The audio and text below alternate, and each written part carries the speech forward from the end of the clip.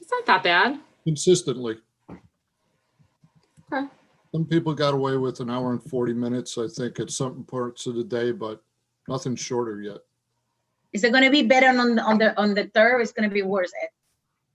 I can't predict that, but there's more voting machines, that's for sure. But And there'll only be Dobbs Ferry people it may voting be on the 3rd. 40% of all the people, and we're having tremendous turnouts. So we'll see how many people. Sorry, the mayor wants to start the meeting. I was gonna say we're live, and Everyone said we're live. So I was gonna, and you can start. I just wanted everyone to know that. Welcome, everyone, to the regular Board of Trustee meeting for Tuesday, October 27, 2020. Is there a motion to open the meeting? Trustee Sullivan, second. Trustee Patino, all in favor? The meeting is open. Can we rise for the Pledge of Allegiance? Pledge allegiance Allegiance to the flag of the United States of America, and To the republic for which it stands, one one nation, nation, under God, under God, indivisible, indivisible, with liberty and with liberty justice and justice for all. for all. Amen. The instructions on how to view and participate in the meeting and the courtesy of the floor and tonight's public hearings are on the website, but I will read the instructions as I usually do. The meeting is being streamed live on the Village's YouTube channel and via Zoom.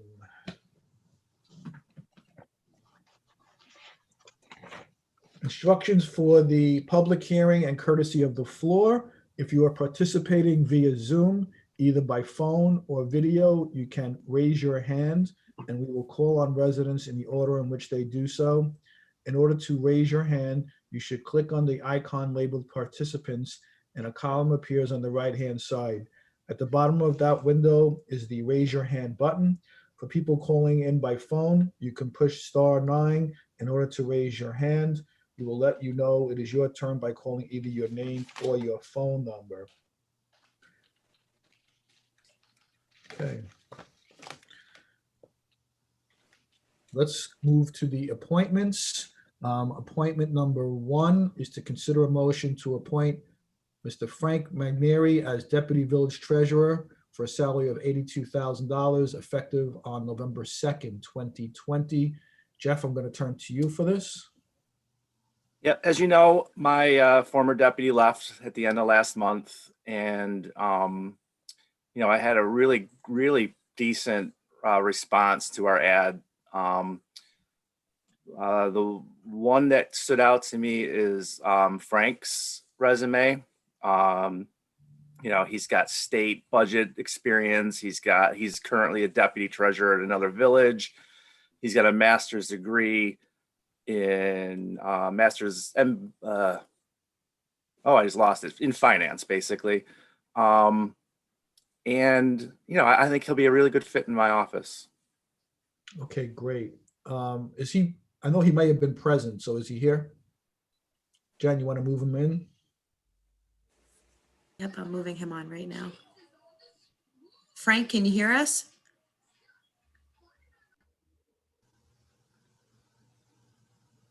There he is. Hey, how's it going?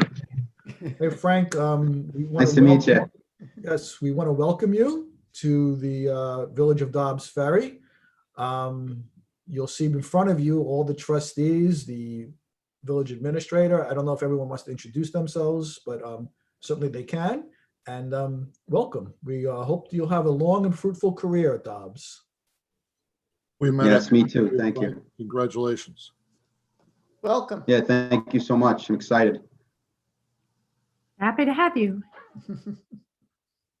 Welcome. Thank you. These are going to be tough times, so we need everyone to, especially your department. So good luck, and we're looking forward to having a great communication with you and continuing with Jeff. Yeah, thank you. Me too. Thank you.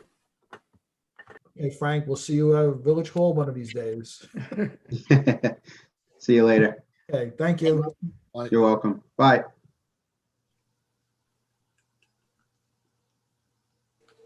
Okay, appointment number 2 is to Do we have to consider. vote on him or not? Oh, you're absolutely right, Donna. Mhm. I thought, yeah, you're right. Okay. So is there a motion to appoint Mr. Frank Magneri as Deputy Village Treasurer at the salary of $82,000? Trustee Patino, second. Trustee Taylor, all in favor? And that passes unanimously. It's the first one. I already made a mistake, so maybe it's going to be a long night after all. I don't know. Consider a motion to appoint Ms. Joan LeBeau to the Beautification Committee for a term of 1 year.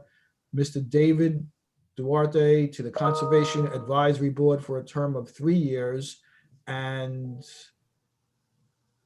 to the Tree Commission for a term of 3 years, and Mr. Anthony Nigro to the Conservation Advisory Board for a term of 3 years is recommended by the nominating committee. Is there a motion? I just Trustee think something Snell? again, Benny. What? I just think when the nominating committee sends stuff to us, they're supposed to send like either like a paragraph explaining why they're recommending the person's application and CV. We used to get that information, and I think last time and now this time we haven't. I'm okay with trusting the recommendation, but I think it's important for them to forward that information to us. You're right. We used to get their resumes, so we should ask for that going forward, because you're absolutely Yeah, right. and a short note from them why they're recommending them would be great. Yeah. Okay. Donna, do you know anything about the ones that are? Yeah, David is terrific. He's already been doing work for the village on behalf of the CAB. And Anthony, both of them have been actually attending the meetings for the past couple of times. Anthony is an attorney, and David is in landscaping, and I think he's a certified arborist too. So they're both very good additions to the CAB.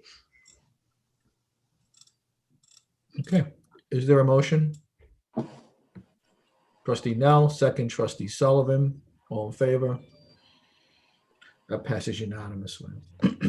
I can reach out back to them to find out more about Joan for the beautification committee for tomorrow. And can you reach out and say that we'd like to have a little bit more information? Yep. Thank you. Yes, Christy. Agenda item number 1 is the public hearing to discuss a proposed local law to adopt the New York Stretch Energy Code for new construction and substantial renovations, and make financing of energy-related improvements available through the EIC Open CPACE financing program. Is there a motion to open this public hearing? Trustee Taylor, second. Trustee DeRozzi, all in favor? Okay, the public hearing is now open. Anila, do you want to speak first on this? Please. Okay. Well, it's a more decent hour than it was 2 weeks ago. So we're all wide awake and ready to hear you guys.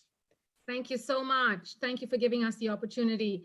Jen, do you have the presentation or shall I share my screen? I am prepared. I have it. Excellent. Just tell me when to change the slides. Sure, thank you. Okay. So we can start.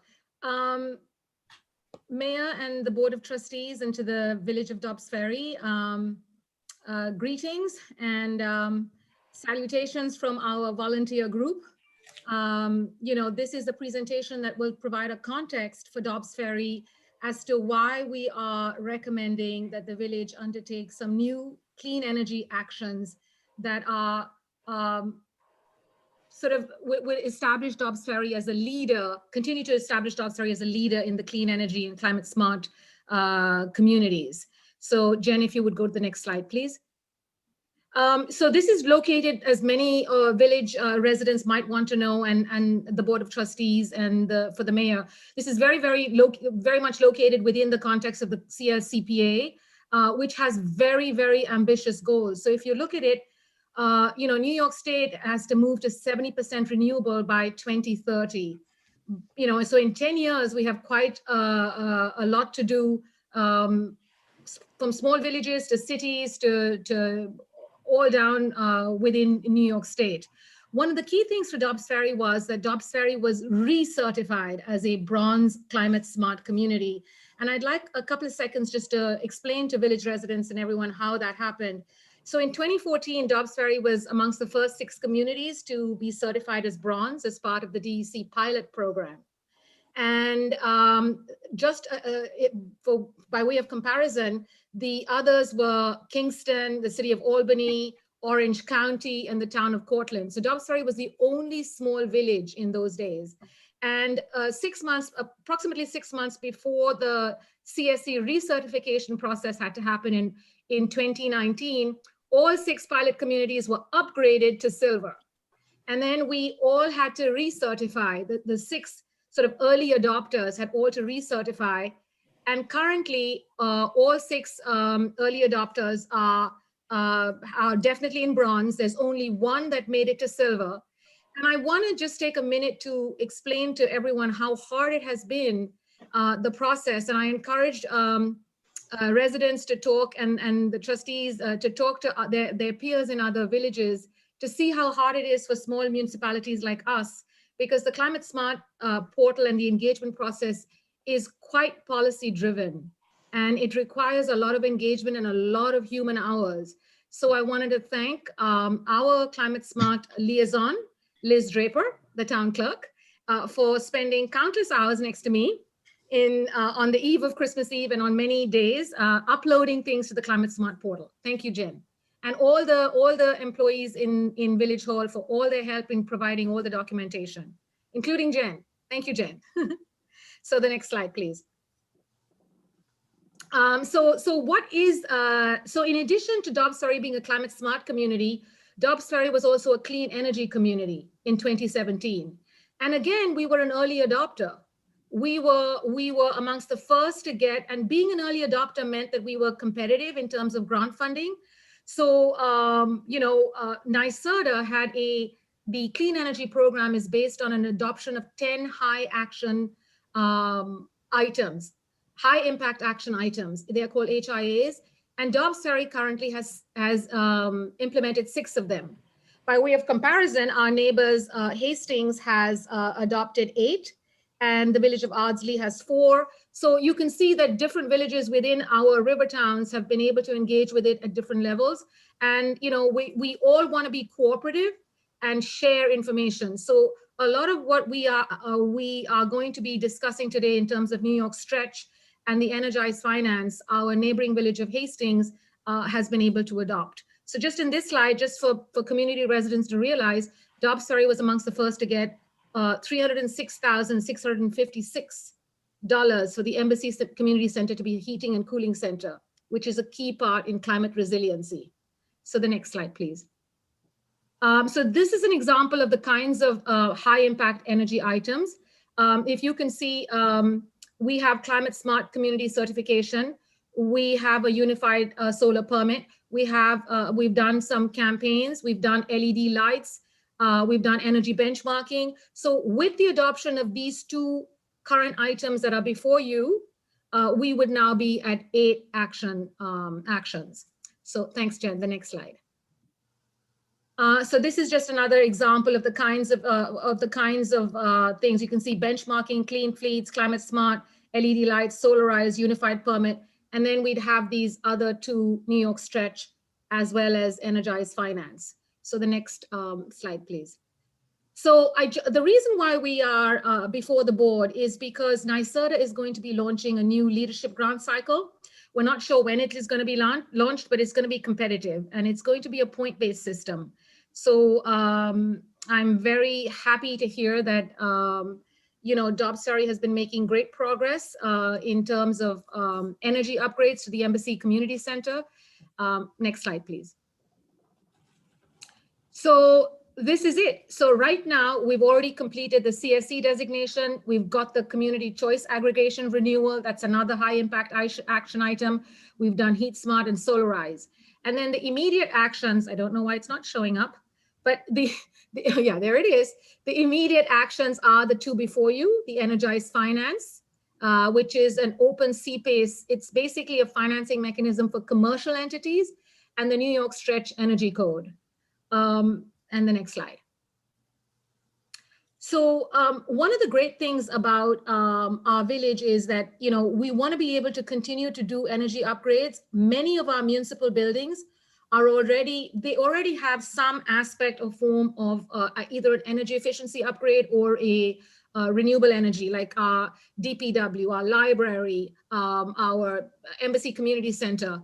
But the village administrator had reached out to our sustainability task force to say, he has wanting to do some energy HVAC improvements to Village Hall. So this is something that would be useful to consider in terms of us going forward and securing grant funding. And actually, I want to applaud Mr. Manley, because of asking that question, we were able to identify a gap. Actually, many of the Westchester communities get their power from NYPA, and the incentive program is being offered by Con Ed. So NYPA actually does not have an incentive program that we know of to date, and we've reached out to our partner, Sustainable Westchester, who Nina Orville was a former chair of the SDF, and to whom we owe a great debt for all the past grant funding. And there is a gap. So we're glad to be able to be the first ones to say, you know what, we do need to be able to incentivize energy efficiency for municipal buildings, village halls, and things like that. So these are some of the other high impact actions that we can consider in the future. A solar battery and storage law and clean fleets. There is an exciting possibility that I shared with our liaison, STF liaison, Trustee Taylor, about the fact that Hastings PD had purchased a Tesla for their police department, and it was heavily discounted. So just something to think about. Again, now I'm going to hand you over to two fantastic presenters. We have NYSERDA has Mike DeWine, who is really state treasurer. He's like a treasured expert in terms of energy codes. And we also have Sarah Smiley. So I hope I've been brief. And I really want to thank everyone who is part of our lovely sustainability committee. We are a volunteer group who works pretty hard. And I also want to thank all of you for providing this update on the Embassy Community Center, which I am happy to report you guys have made tremendous progress on in terms of implementing energy efficiency improvements, as well as the Embassy Center being a heating and cooling center. So I'm looking forward to when that ribbon cutting will happen so we can upload more points for CSC and CEC. Thank you to all of you, and thank you to all my friends in the Sustainability Committee and the village staff. Thank you, Elisa. Thank you, Lawrence. Taylor. Thank you, Mayor. Thank you, everyone. Jen, I'm done. Thank you, Anila. Michael, can you tell us your full name and your where you're from for the record? There we go. Yeah, I'm Michael DeWine. I'm a contract circuit rider for the New York Stretch project, working with Marilyn Dare and the rest of the NYSERDA gang, as well as coordinating and collaborating with many of the folks here and, of course, the clean energy community coordinators. I've been in the energy efficiency and renewable energy, clean energy business for over 40 years, perhaps too long, I don't know. But I was fortunate to get started in this as a builder back in the 70s, where I built high performance homes and small commercial buildings up in the North Country, up in Saranac Lake, actually, and Lake Placid and such. I then moved to the New York State Energy Office for about 10 years, and until it was closed in '95, and then moved to the Alliance to Save Energy. Michael, there's no reason to go all the way back. We trust your expertise. Okay, well, I didn't know how we want to. So anyway, I've been in it a long time, and I'm pleased to be here, honored to be here with you all tonight. We'll try to keep my presentation succinct, so there's time for questions if you have them. Thank you, Mike, for being succinct. And I want to just quickly, Mayor, if I may, also thank Marilyn Dare, who is the person directing this program on behalf of NYSERDA. So Mike, we have about 7 minutes. The mayor likes to keep it to 5 to 7 minutes. I'm just warning you. I had warned you Okay, before. I'll give it my best. Okay.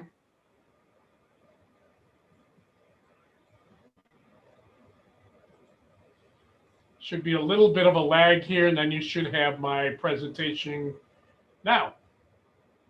We have it. Okay, so again, this is a little bit less abridged presentation from the one we got last, and I'll just run through it very quickly. As you get questions, or you can wait to the end, I'm happy to answer them for you. This New York Stretch is a readily adaptable local energy code, which is X percentage better than the current and recently adopted newest version of the New York State Energy Code, which is authorized by Article 11 of the New York State Energy Law and has been since the Energy Code was adopted in '79. It actually enables communities to achieve their climate goals and energy efficiency goals ahead of the base energy codes. And the work going into it is based on current technologies, basically state of the shelf technologies, not necessarily state of the art. And it's a really great way to assure that all of the buildings component of your energy and climate goals are met in buildings which use about 40% of our energy nationally on average. The stretch is about 11% more efficient, if you will, than the energy code. Has a great payback, which is around 10 years or less, and great greenhouse gas reductions, again, for our new buildings, as well as existing buildings that are being renovated and reused, repurposed for current uses. The residential code itself is near net zero, and there's a lot of verifiable performance elements to it. But just as important and important for the community is that the non-energy benefits that you reap from adopting an energy code and the New York Stretch that much better yet. Comfort is improved, occupant cost effectiveness, et cetera. Buildings are more resilient because the requirements are based on building science, which accommodates new findings in building science.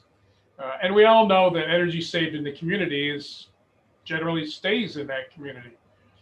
Plus, we're reaping some great benefits from the job and workforce development that's long been supported by NYSERDA in its programs. And codes do bring the same kind of expansion. We know that energy efficiency and energy codes help increase property values several different ways. And of course, it helps people who live in and rent in those existing buildings and new construction to save money and improve their bottom line. So again, and the bottom line is that, in fact, Dan Romer and I talked about it extensively today.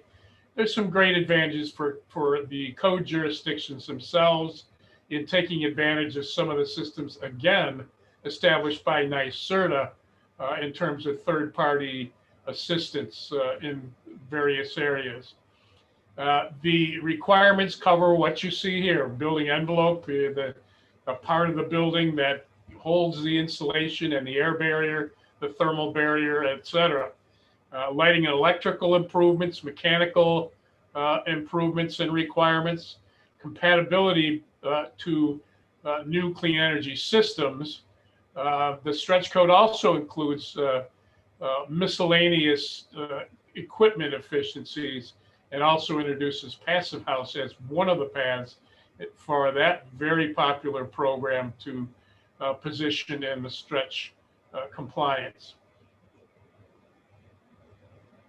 The overall commercial building standards, weighted average across the state, is It's about 7.1%, with about a little over $1 a square foot in incremental costs, and a simple payback of around 10 and a half years. The important thing to understand here, that this is all before we think about and look at applying utility incentives to those measures that might take advantage of that. And there are quite a few and more to come.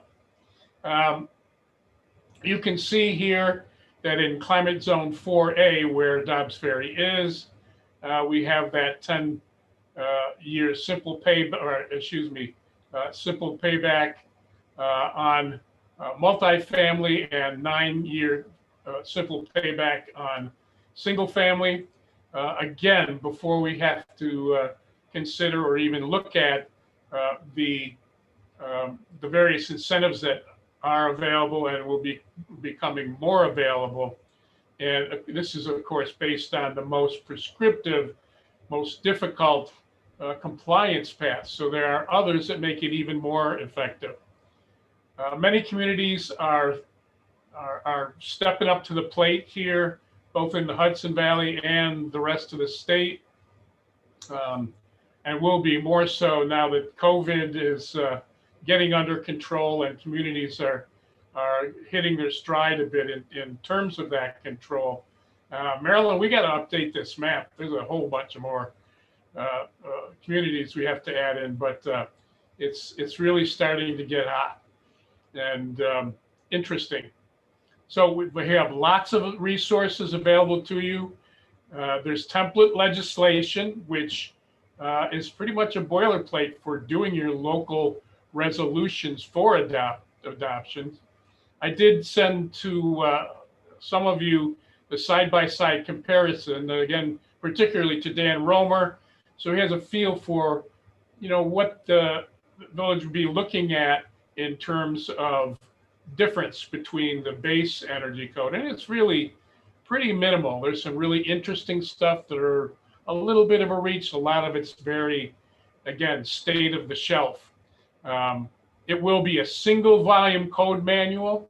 NYSERDA is pulling that together now as we speak, so that it's a complete and exact overlay to the existing state energy code. Lots of code official, architect, builder, stakeholder training coming out. There will also be updated res check and com check tools, defined tools that most jurisdictions tend to use in their code enforcement for energy, and a number of other documents as well. Plus, you have us, the circuit riders, to essentially, our time is your time, to help you out in as many ways in terms of technical resources, advocacy assistance, specially designed presentations for your stakeholder group and your people there locally. The way this usually works, and has worked in this example here at Hastings and Hudson, basically the NYSERDA and the circuit rider team and the clean energy community coordinators met with the local officials. We finally did do a presentation to all the officials there, as we are here. Met with the code groups and the staff of the code folks. Had numerous meetings with various chapters and champions to discuss any potential questions and barriers, and generally help the community build their comfort with the adoption. As I said before, this is state of the shelf stuff, and we're seeing lots of activity in it in high performance buildings.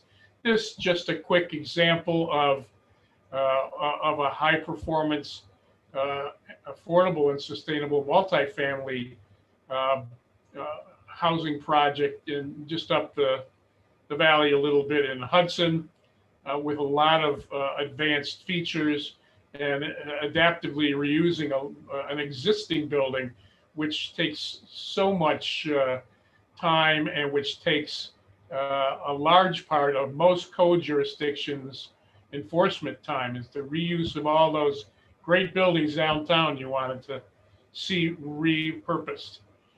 Another one here in upstate New York, one climate zone up from you folks, again, accommodating a lot of newer technologies, but meets and or exceeds the New York stretch code. So that is about it for the moment. Here are your leads for the project, the New York Stretch project, the site where you can get more of the information. Of course, we can send them to you, as well as the website for the codes group at NYSERDA. Myself and Carla Castillo, who has been fantastic in terms of getting us introduced to you folks and the communities she's worked with for so long. So that's about it. And then again, Carla, I don't know how this version got there, but it's Carla Castillo, as most of us know. Actually, Mike, may I interrupt you with a quick correction? Mayor and the rest of the board, I have actually recently joined on to Carla Castillo has recruited me to be a clean energy coordinator. So this is my pro bono effort on behalf of Dobbs. And Carla has asked me to take on the Westchester municipalities that are small villages, and she would be responsible for the the county seats and the cities. So Mike, if you go to small communities, you may want to change that. I am just wearing my sustainability hat today, and I'm not, I'm literally, Mayor, I just began as a clean energy coordinator on Monday. So today's Tuesday, I mean, very recently, like everything was, the announcement only went out on Friday. Yeah, and I see that this morning. Congratulations, now that we're across from each other. Exactly. So this was done days in advance, and I'm working as a volunteer in this capacity. But from now on, I'm hoping to hand over CEC responsibilities in the village to my very capable and very lovely former STF chair, Elisa. Okay, Thank you, Elisa. Is there anybody else from NYSERDA who'd like to speak? Can we stop sharing the screen? Thank you. So Marilyn, you'd like to speak? Just for the record, just identify yourself and tell us where you're from.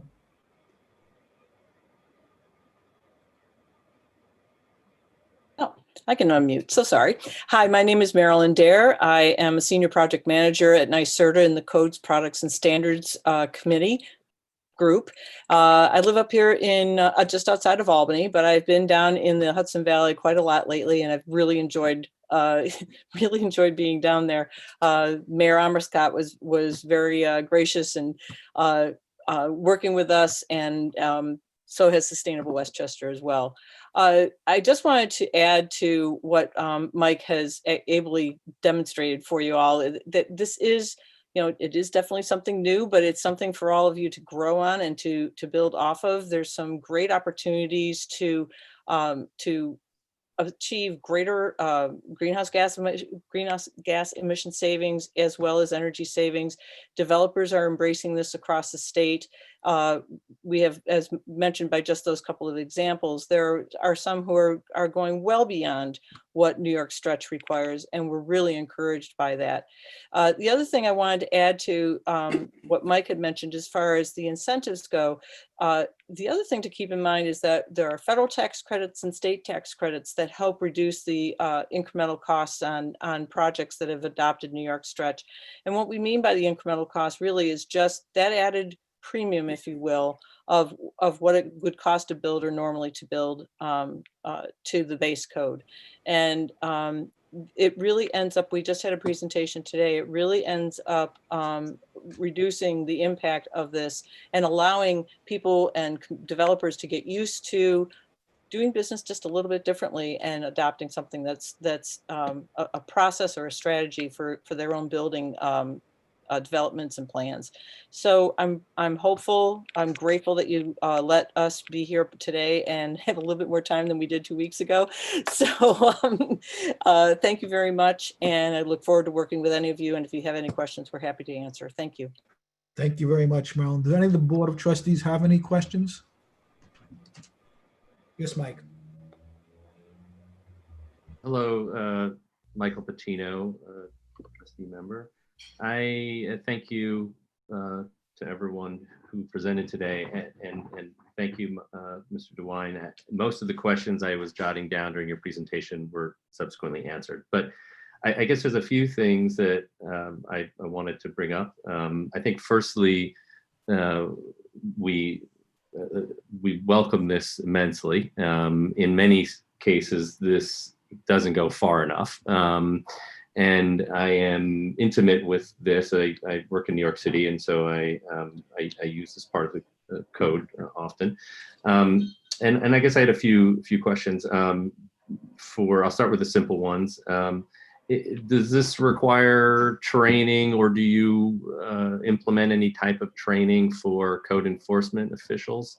I mean, generally it's the responsibility of the architect or developer or engineer to meet these things. However, they are often not fully apprised of how this works and need to be reminded by code enforcement officials. So I'm just curious what strategies are in place for our own building department, for example, if we were to adopt this. Sure. We did put together some nice tools, particularly that comparison document that I know Dan was appreciative of, and we can help along the way. Plus, Marilyn and the code shop at NYSERDA have quite an arrangement of mainstream code presentations that are available or will become available very shortly for code officials, for designers, for builders, contractors, all the stakeholders of the New York stretch adoption effort. So a lot of material out there, and of course we can help you with targeted, kind of customized, mini training or assistance with advocacy, what have you. Again, the most important thing is this is an overlay to the current code. So it's just you're essentially looking at the same code, just some of the numbers have changed and some of the requirements, but it's all in familiar language and organization.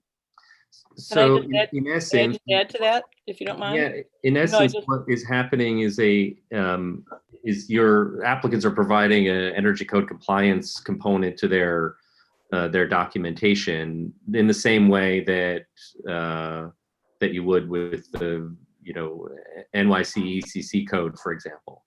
Is that correct? Okay. So Correct. And it is enforced in a similar way.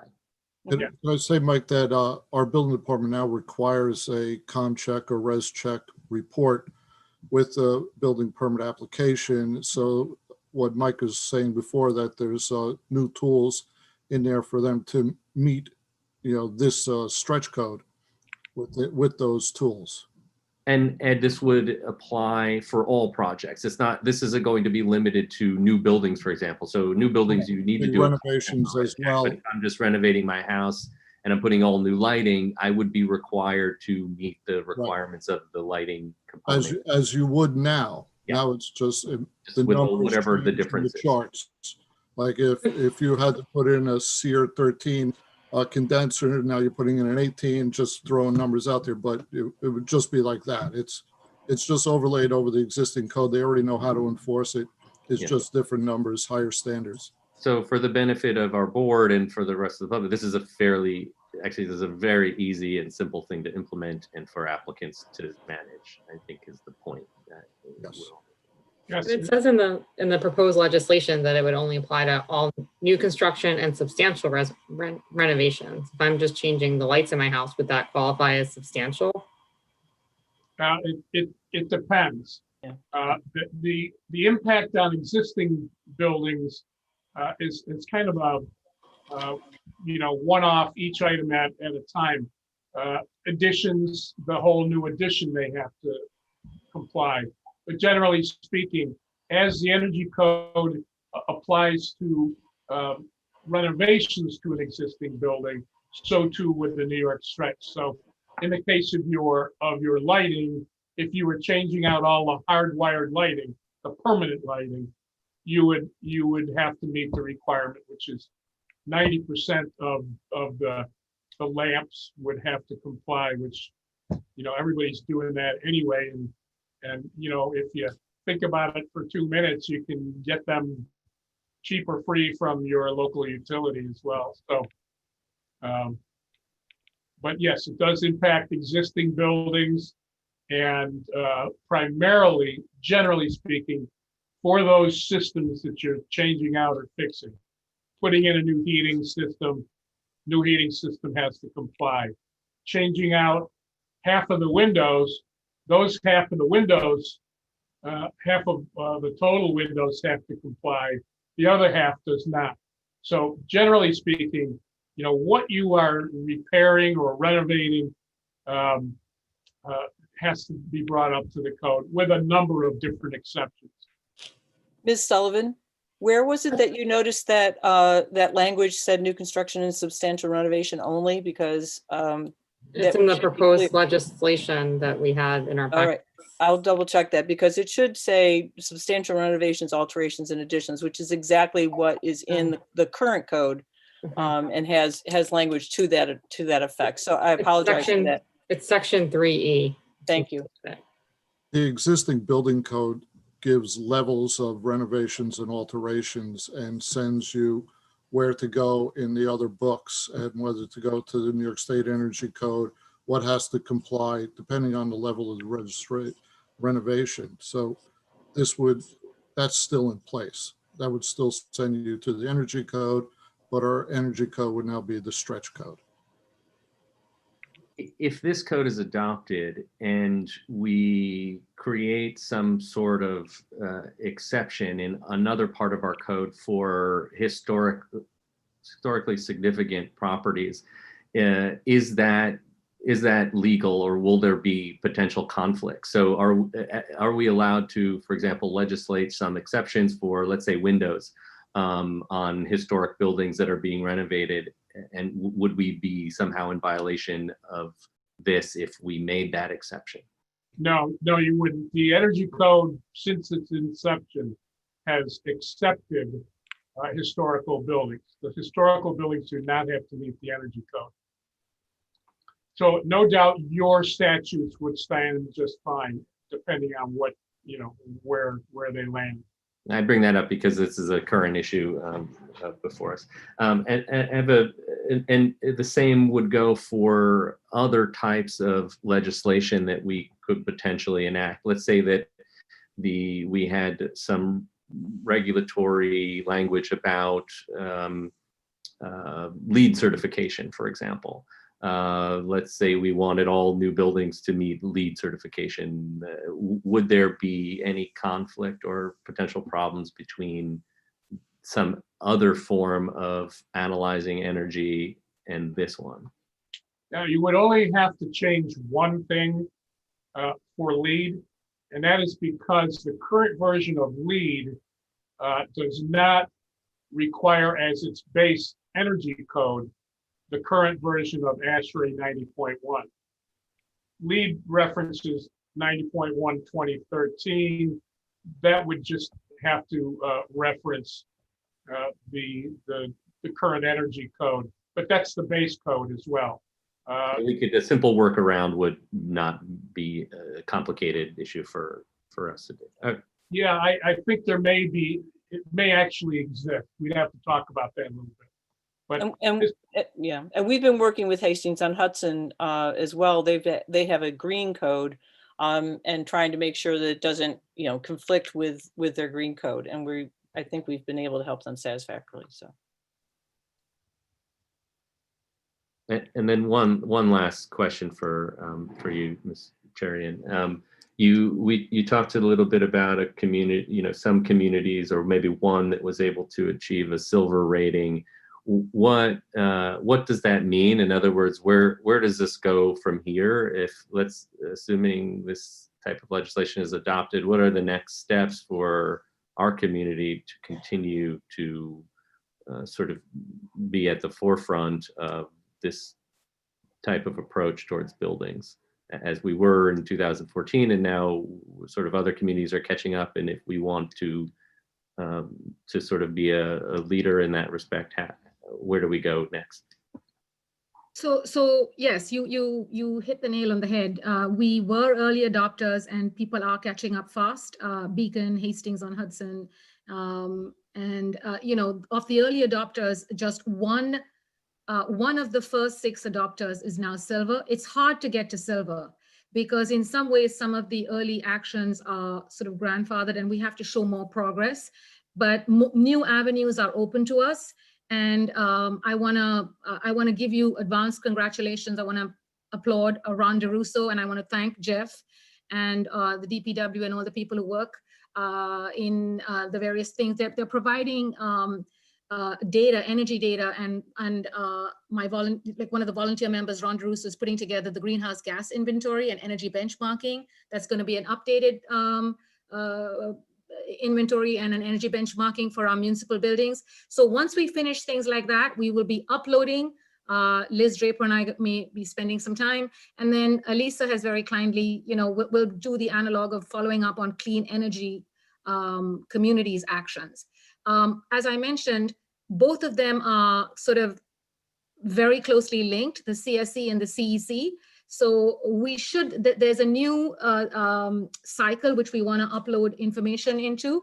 And with the efficient completion of the Embassy Community Center and things like an updated greenhouse gas inventory, I'm confident that we can get to that level. And we've gotten significant grant funding, much to the sort of envy of other smaller communities, because it's not a small amount to get $306,000 and $100,000 for in this environment. So it's going to be competitive funding, and COVID has impacted everyone. So thank you for all your help, and we'll continue. Can I just ask a question? And I'm just going through the charts, so, and you could just clarify this. So it looked like if you were doing a full service restaurant, that it would take 4.5 years for that restaurant to recoup the payments that it had to lay out for this. Is that accurate? Am I reading that correctly? That would be based on, yes, you're reading it accurately. It's a gross average of an analysis that we did on a model for a full service restaurant. It's also using just the prescriptive requirements as opposed to perhaps some other method. But that is, like, in general, that would take 4.5 years for them to recoup based on the energy savings that they had gained. Right. Okay. And that would not be net of any incentives to the extent that the utility or the state was providing rebates or other incentives. Is that correct? That's exactly right, Lawrence. Exactly right. And also the opportunity for those other federal tax credits and other opportunities that that DOE and EPA have as well. Yeah. Again, the cost benefit analysis is strictly based on prescriptive measures, the most conservative approach, and without any other adders in terms of incentives and tax breaks and such. So, yep.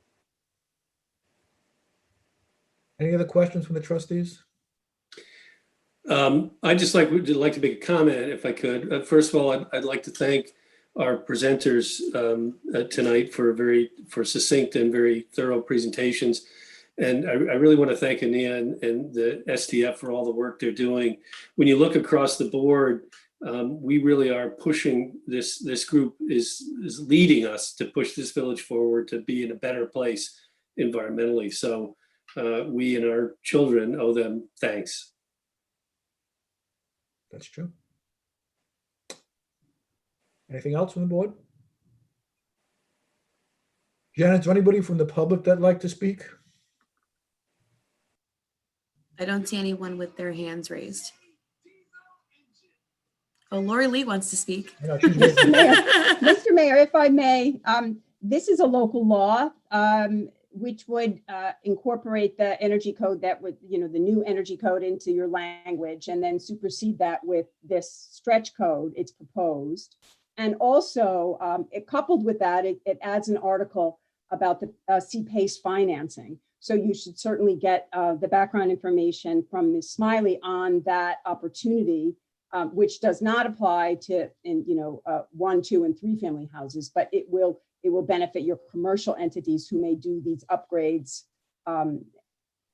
extensive upgrades as a result of this stretch code. So before you move out to the public, you should be sure that the public understands there's 2 aspects. 1 is to adopt the stretch code, and 2 is to adopt the opportunity for financing for your commercial and multifamily and those entities. Because I was going to address the LDC. That's fine, we could address it now. So if you could talk about the LDC, that we already have an LDC. So I'm assuming that this would be another LDC that will be set up, or can we roll into the LDC that we already have?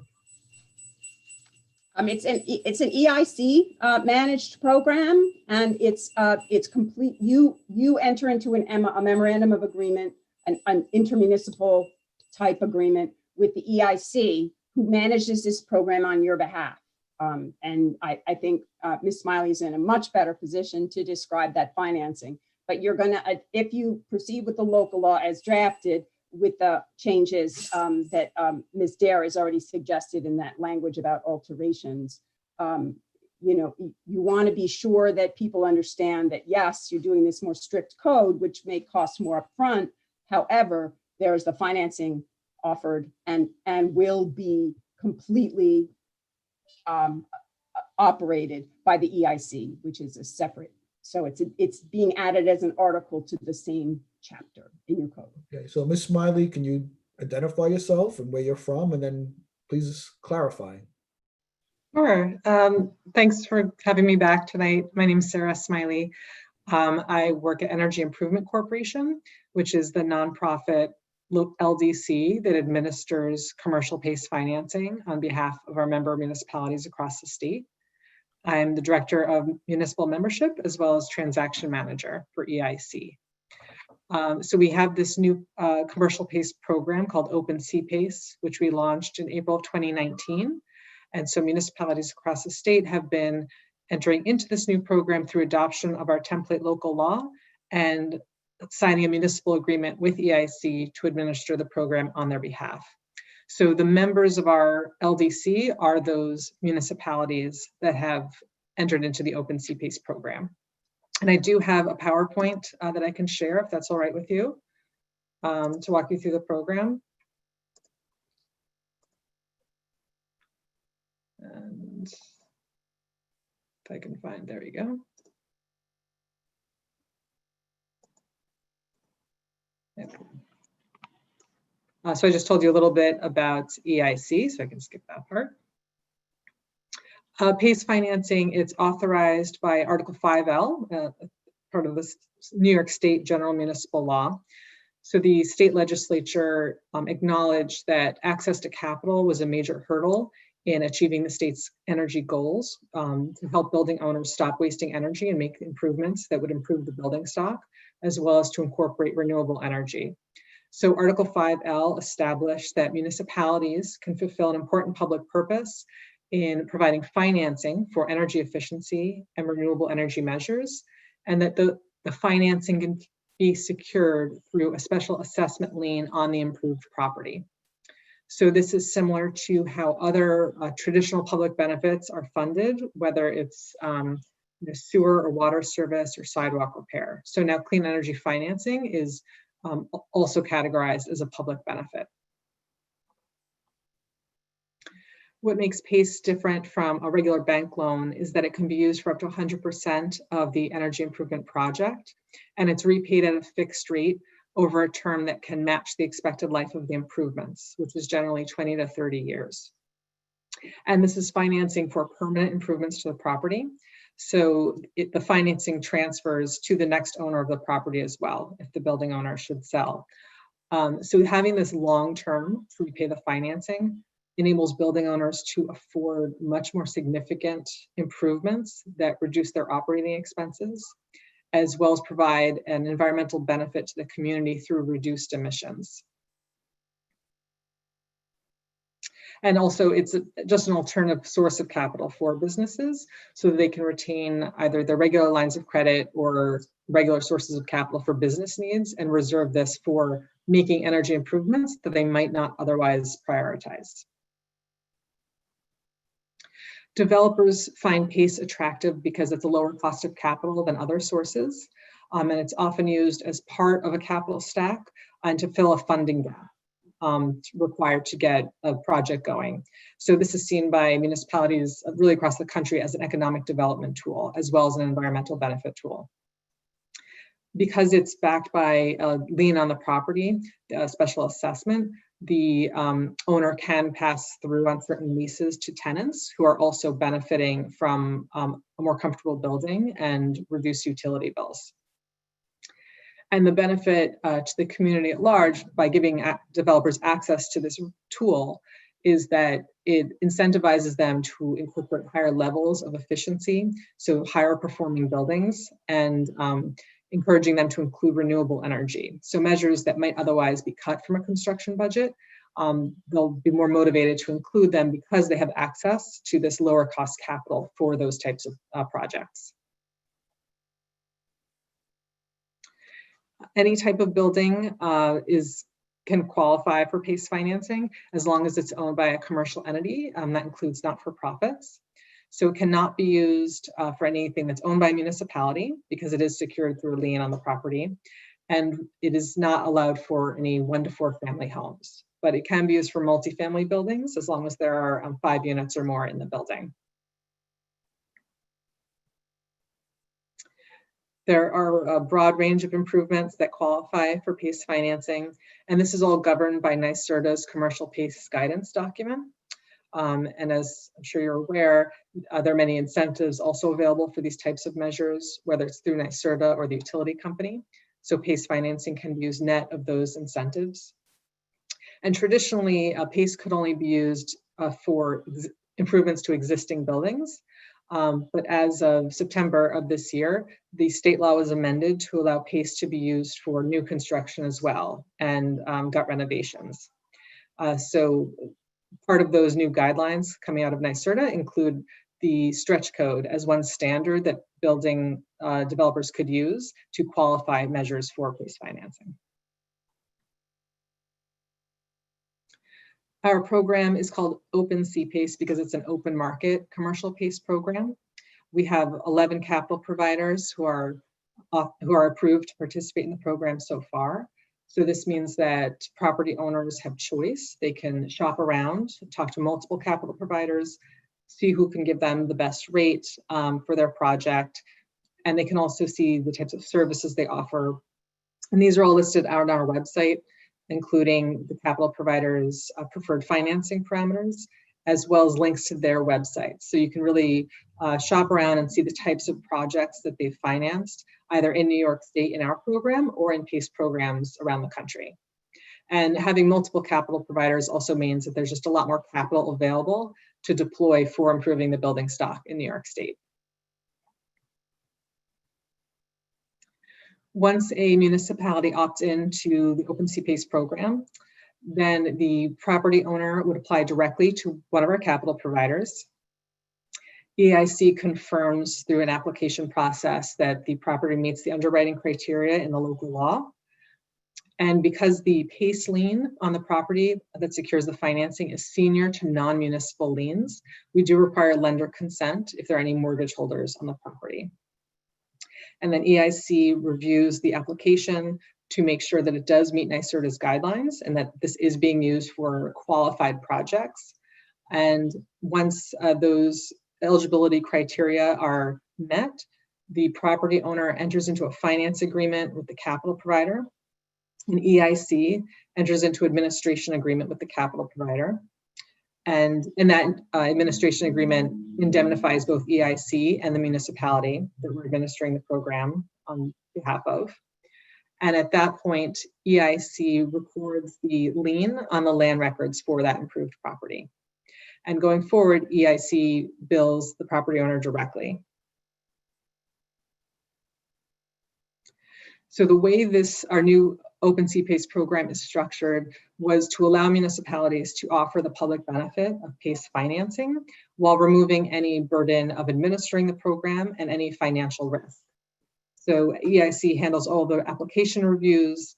We have an engineer who reviews the scope of work and the energy audits. We provide the list of capital providers, and we administer the lien on the land records. And we handle all billing, as I said, directly with the property owner. We would provide an annual report to the municipality, which lists the projects that have been financed over that year. But the municipality is not adding a charge to the tax bill, and there's no obligation to collect or remit payment. That's all done by EIC in terms of the collection, and there's no risk to the municipality to participate. And also, as I mentioned, there's a template local law and municipal agreement. So it's an existing structure that's used statewide. So municipalities just opt into it. They don't have to create anything again on their own. The PACE lien, we've made it junior to municipal taxes, which is one reason we decided to take it off the tax bill. So it's junior to municipal taxes and still senior to non-municipal liens. So in the case of any delinquency on the part of the property owner in paying their annual PACE installment, it would be up to the capital provider to enforce that lien if they choose to do so, and they'd have to follow the same process of foreclosure that the municipality would follow for delinquent taxes. But before they can do that, the capital provider first has to pay off any delinquent taxes owed to the municipality.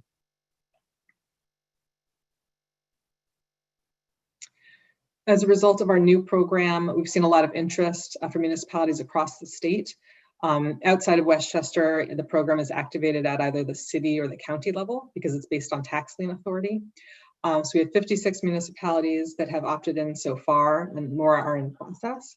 And we've seen projects getting financed. So these are a few examples to show you.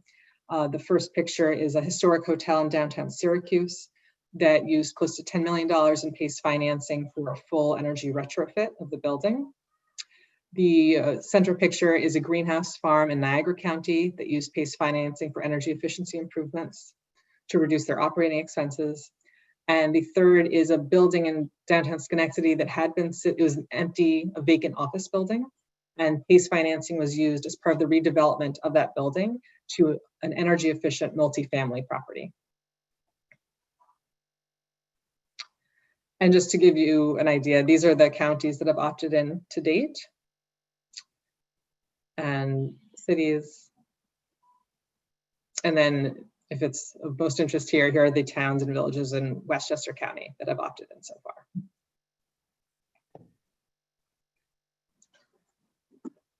Thank you very much. And I'll pause and see if there are any questions. Thank you. Any questions from the trustees? Okay, let's open the all up to the public. Oh, and I'm sorry, may I make one more comment before you go on? Similar to the other issue that was being discussed, there are some items in the local law as drafted that we need to review internally because there were some differences from the template that we provided. So I will just want to double check that and get back to you if there's any change that needs to be made. Okay. Jen? Nobody? Nobody's here with their hands up. Okay. So let's open it up for discussion among us all. I mean, how do we feel about it? Mike, Trustee Patino, you seem to be very much in favor of it. I am, and both of the things that we looked at tonight, very much in favor of the energy code adoption. I would be happy to see this continue to progress. I really don't want this to be a thing that makes us feel like we've done what needs to be done as a community. So I think we should proceed with this and then and continue. And I think that the presentation that Ms. Smiley made was very, very helpful, and I think also very valuable for property owners to be able to supplement with a low interest loan, decision-making process for energy efficient systems. So I just, it's a great idea. I think we should get on board with this. Just Ed, just from the building department perspective, what do you think enforcement wise, or just what do you think generally? Well, enforcement, I believe, is pretty much the same. It's like Mike was saying, it's an overlay onto the existing code. Myself, I agree with it, totally support it. I've been involved in the Building Performance Institute since 17 years ago, which is all about, high efficiency building. And I'm all for it. Okay. Donna, what do you think? You're on mute. You're on mute. Okay. It sounds very interesting. Are there any downsides to it? I guess. If there is a downside to it, it's that it does increase the initial cost of construction. But those of you who are more involved could correct me if I'm wrong. But the incremental cost is modest enough compared to the long-term benefits for both the property owner and the village and world at large, that it doesn't seem to be a detriment to ongoing construction or renovation, particularly when you add in incentives. Yeah, and I think there's another component to this, Donna, that's interesting, in that the average that we were given, the average cost is, there's no way I can put numbers to this, but that average comes down significantly in our area, our region, because of the cost of labor. And what we're talking about here are mostly cost of materials and systems. So those are fixed costs. And so as an overall project budget, at least in my experience, these issues tend to be, I can't even find the cost implications when I look through my budgets for projects. They're almost non-existent. I'm happy that the study was done to show the dollar per square foot cost increase but I find them to be, at least where we are, non-existent differences, or so small that I can't decipher them. Thank you. And when you look at 4 to 10 year payback, that's meaningless in the life of what most people, how long they own a home, and all of those other years are savings. So it's beneficial. Nicole?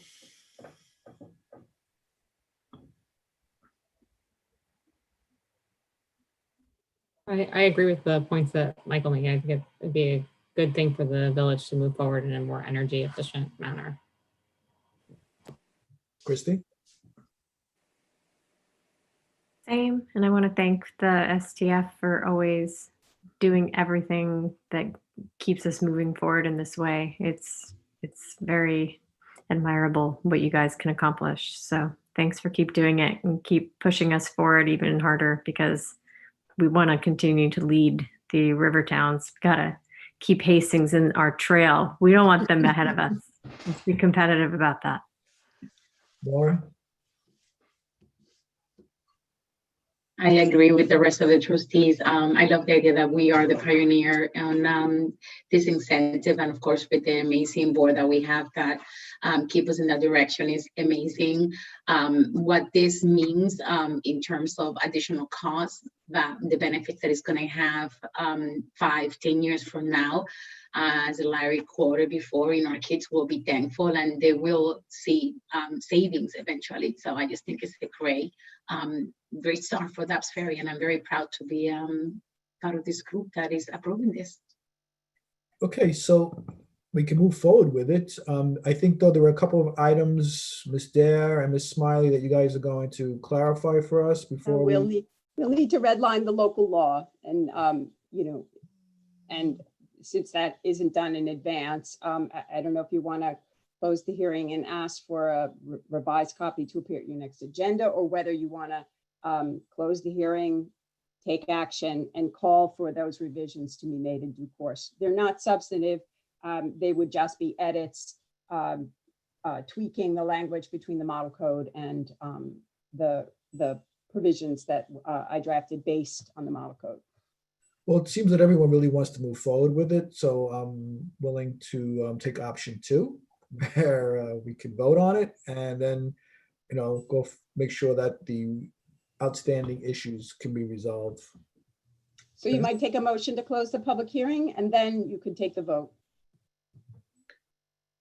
Okay, is there a motion to close the public hearing? Trustee Taylor, second trustee Nell. All in favor? Public hearing is now closed.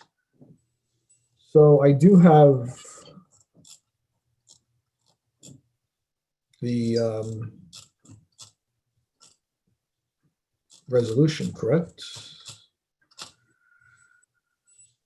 Well, what you have is a resolution on one and another on the other, but since you have a local law that does it together, you could probably call for, I would really like to be able to draft a resolution that combines both of these aspects because you're passing local law 6, which includes them both. So perhaps you could take the vote and call for the resolution reflecting that to be before you at your next meeting.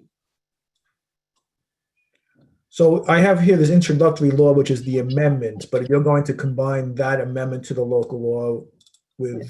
No, both the PACE program, CPACE financing program and the model stretch code program have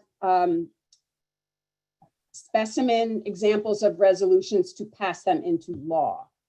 So since you're going to be passing a law that covers both topics, you want to be sure you're combining those model specimens into a single resolution. Right, which you will prepare at the next Board of Trustee meeting. I absolutely can, and I can work with Ms. Smiley and Ms. Dare to be sure that your local law reflects exactly what they need in order to move forward. So you might take the vote, call for the resolution, and then or you may just call for the resolution of approval. It's up to you. Either way, it works in favor of this team you have before you, and we can be sure that the documents are pristine and ready to go. So let's take a motion to direct the drafting of a resolution that To would adopt both, yeah, both both aspects of introductory local law number 6. correct. So is there a motion? Trustee Patino, second trustee Taylor, all in favor? Okay, that passes unanimously. So thank you, everyone. We look forward to continuing relationship and getting this made effective at the next meeting. Great, and I'll get the Word versions to the respective teams, and we'll be sure that we have documents ready for you at your next meeting. Okay, that sounds good. Thank you, everyone. Thank you, Anila, because as been said before, you guys really do lead us on this, and we do value guys' work and leadership on all of this, because without you guys, we would not be where we are today. So thank you very much.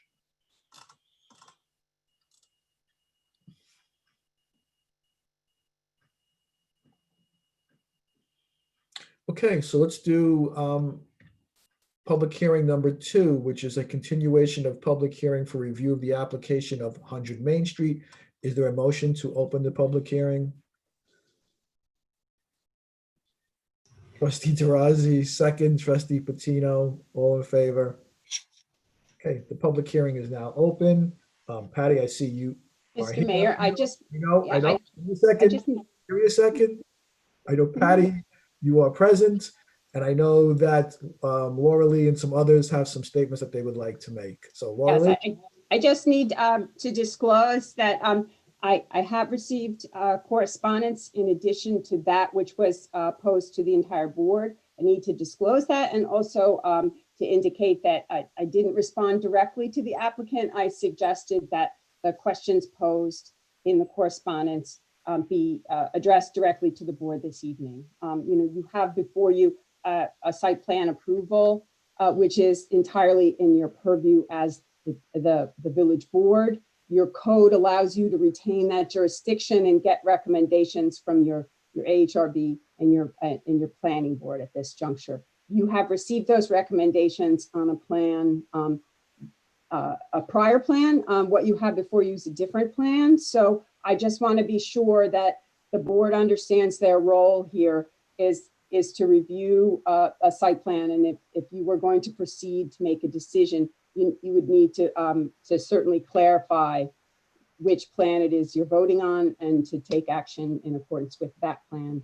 And if you have any questions as we're going forward, I'm here and available to answer them. Okay, does any other trustees have anything to acknowledge or disclose as far as communications with the applicant?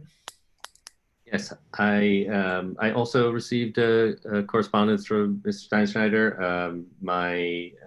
I'm not sure if it was the same one. I assume it likely was.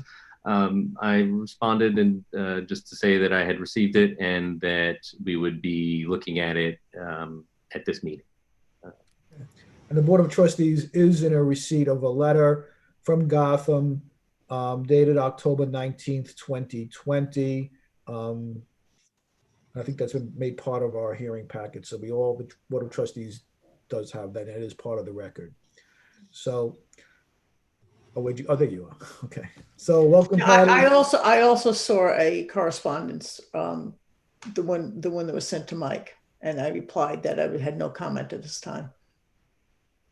Okay. Welcome, Patty. We did receive your letter. Is there anything that you'd like to add to your letter or any comments you'd like to make? Yeah, I'd like to kind of clarify things because I'm not confident that I have explained what I was trying to say in either the previous meeting or in the letter clearly. First, I'm not ever saying that I am not willing to look at something that any of the boards want to see. My problem with the process at the moment is my making changes at this point in the process after the AHRB and Planning Board have conducted thorough reviews and made a formal recommendation to the Board of Trustees. I don't think that the applicant is in the chain of command in that process, obviously to answer questions, things like that, but I fear that we're doing something that I just don't think is the right way for this process to work. If the consensus of the Board of Trustees is that the fourth floor cannot exceed 50% of the third floor, regardless of the circumstances, and that they will not approve a design that does not comply with that requirement, the step would be to communicate that back to the Planning Board and AHRB because it makes significant changes to the design and the plan. Best example I can think of is if we made any adjustment further with the footprint of the building, we'd be changing the storm drainage system, which has been reviewed carefully by Han engineers. So there are a lot of moving parts to this, and I just think it's very risky to have what could appear to be tweaks, which are actually substantive. So what I would think is that it would be appropriate if the board feels that it has to be 50%, which is the right of the board, that is what the code is, then I would think that we would need to see what those changes would be and work that out with the planning board or the architecture review board or both. I don't know. If people feel that it is complicated, I think that would be a reason to perhaps have a work session or something with the planning board and the architectural review board. Maybe they would say they're comfortable with the kinds of changes that we were showing at the last meeting. But I think what it is I feel it's kind of inappropriate and potentially disrespectful to the reviewing boards that an applicant would be making significant changes to the design after they have put all this time and energy into reviewing it and then making a recommendation to the Board of Trustees. I understand that this has worked well on 41 Cedar, but I also think at the Architectural Review Board, actually even encouraged the owner to bring up the idea of maybe doing the fourth floor as a way of alleviating the impact on the foundation. So I think that maybe was different. I think you came out with a great solution on that, and I think that was good. I don't see that actually happening here because I think it's a very different situation. I think there are several options at this point in time, and I absolutely understand that I do not get a vote in this. You guys are going to make whatever decisions that you want to make. When I'm trying to talk with people, whether it's the village attorney or with Mike, about some of these things, it's because they have had conversations in the past about it. And sometimes what I'm looking for is guidance on what my perception of something is. I'm not an attorney. I'm not trying to pretend I'm one. There isn't one involved in this at this point. So the idea of whether there's, a legal precedents or issues or something, I don't really understand it. The things that I came up with is the first one is you could have a meeting or workshop with the AHRB and the planning board, or even send it back to them with instructions if you wanted them to look at this with the 50% rule applying. If it's a preference to not have this resolved with a waiver, the applicant could also be directed to the ZBA and seek a variance for the 50% rule. That's a tool that you've got if you wanted to use that. The Board of Trustees could look at the design that was previously recommended, which did not have any waivers necessary. It had been adjusted to meet the code, but it did not preserve the barn. And my understanding from both the Architectural Review Board and the Planning Board was that that was the #1 goal that we had to accomplish in this, which we have done, but not with something that meets the 50%. It was probably my mistake of thinking that when this came before the Board of Trustees a year ago, April, and you looked at that design and you you gave a direction and a memorandum was written for us to proceed with it, that was with the understanding that because of how small the building was, it's really not practical to have a 50% coverage for the 4th floor. It just doesn't work out. The last choice, of course, is that you always have the ability, you could approve it or you could deny it. That you've got all the power in this, you've got all the control over it. And if I have tried to involve other people by asking them questions of what they think about it, and that was wrong, I apologize, but there's certainly many times when that has been what has been suggested and the right way to go. Check with the people who made the decision, find out what they think about it. I was at the Architectural Review Board last night on another matter. I had talked with the board, with the chair of the Architectural Review Board before that meeting. I said, I'm concerned what's happening with 100 before the Board of Trustees. I'd appreciate it if we could chat about it. We started having a conversation, but then that was stopped. So I still don't really understand I don't know what their feeling on it is. I actually don't know what anyone's feeling on it is. So it's all in your power and you can tell me what you want me to do. All right, Patty, could you just clarify the plan, the last version of the plan with the 4th floor, it was, from my notes, and you can correct me, it was 56.8%? Correct. Okay. And the plan that had been approved by the AHRB and the planning board, what was that percentage? That was, I think, around 71, 72%. Okay. Okay. I'm opening it up to the rest of the trustees for any comments or questions. I'd like to say a few things. I think that we should consider several issues on one hand of this argument and versus the code related issue. So on one hand, we have a 50% 4th floor area relative to the 3rd floor. Let's weigh that against some of the other components of this project, which I think are important to factor in here. Because in a vacuum, we should absolutely adhere to that. And for a brand new building with full lock coverage, we should absolutely adhere to that. This project is a little bit different for a few reasons. The first is quite a difficult site. It is very small and it's a very steep slope. And it is additionally challenged by an existing barn that people like and has been, for a number of reasons, it was decided that that barn was going to stay. So we've got some major sort of site limitations. The other important aspect of this is that this building does not maximize its allowable lot coverage. And so I believe that it's important for us to think about the intent of this 50% number. And that number relates to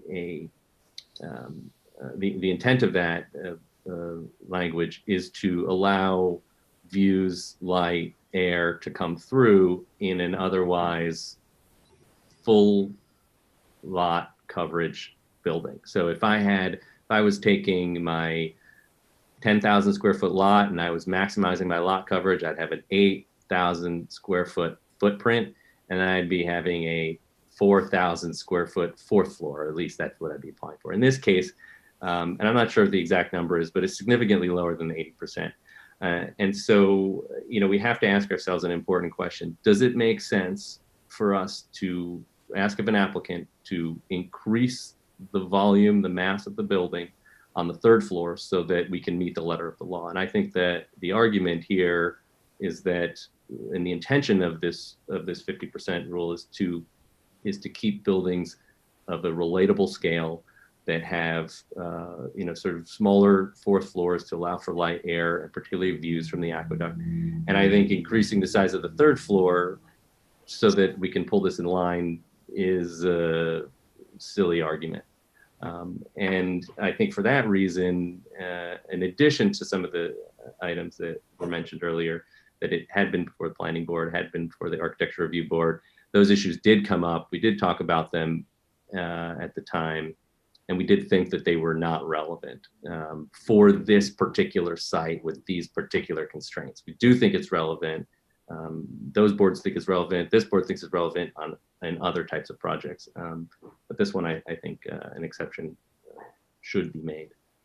And the original plan, which is the 70% fourth floor that was approved by Planning and Architecture Review Board, I think that's the preferable scheme. I think it's the better looking building, and I think it's in the best interest of the village to have that building as opposed to a different one that's bulkier and presents a larger street wall on the side street. Donna? Yeah, in many instances, I do agree with Michael. I know that I had said that it should be the 50%, but I did go back and I looked at all the information that we had and all the restrictions we put on this property.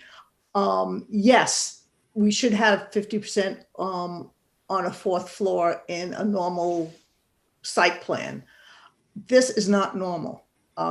The applicant was asked to keep the bond, which put a restriction on how big his addition could be. We're requiring him to have parking on site in that bond, which requires him to have a certain size courtyard, which has put tremendous restrictions on the size of the addition that he could put on the building. I do know that at the time when we were looking at this at the site plan, at the site walk, one of our concerns was that we didn't want to have a massive wall on Elm Street. If you enlarge the third floor to reduce it to the 56%, we've got that massive wall on Elm Street. Taking into consideration that the planning board and the AHRB both approved this, I think we should certainly consider the plan that they approved over the 56% building, which, as Mike said, you're expanding the third floor. Do we really want to start encouraging people to expand third floors in order to get a proper fourth floor size? I think it defeats the purpose.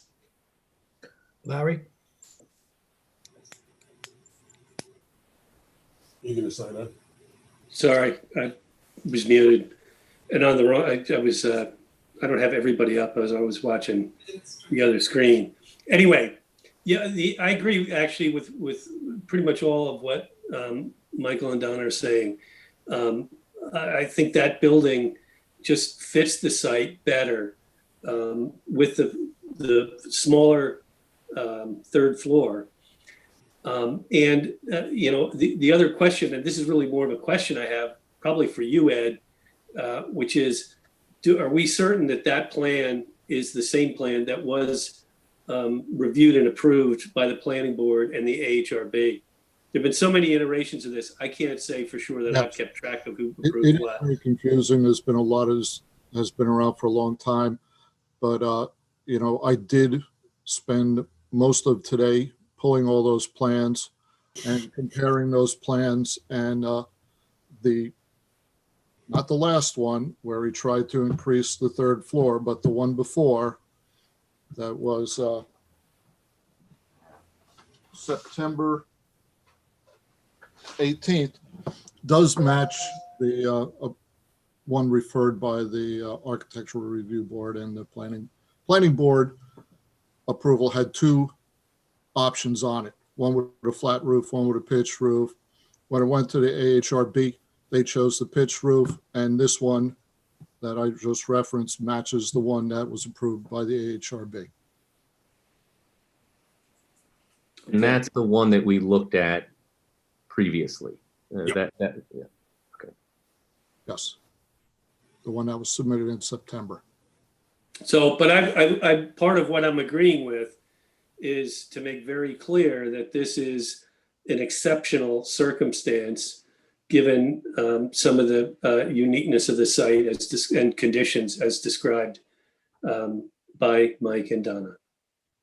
Okay, Christy? Back when we did the site walk, we were looking at the property and considering how the applicant would want to save the barn as residents were hoping this project could do.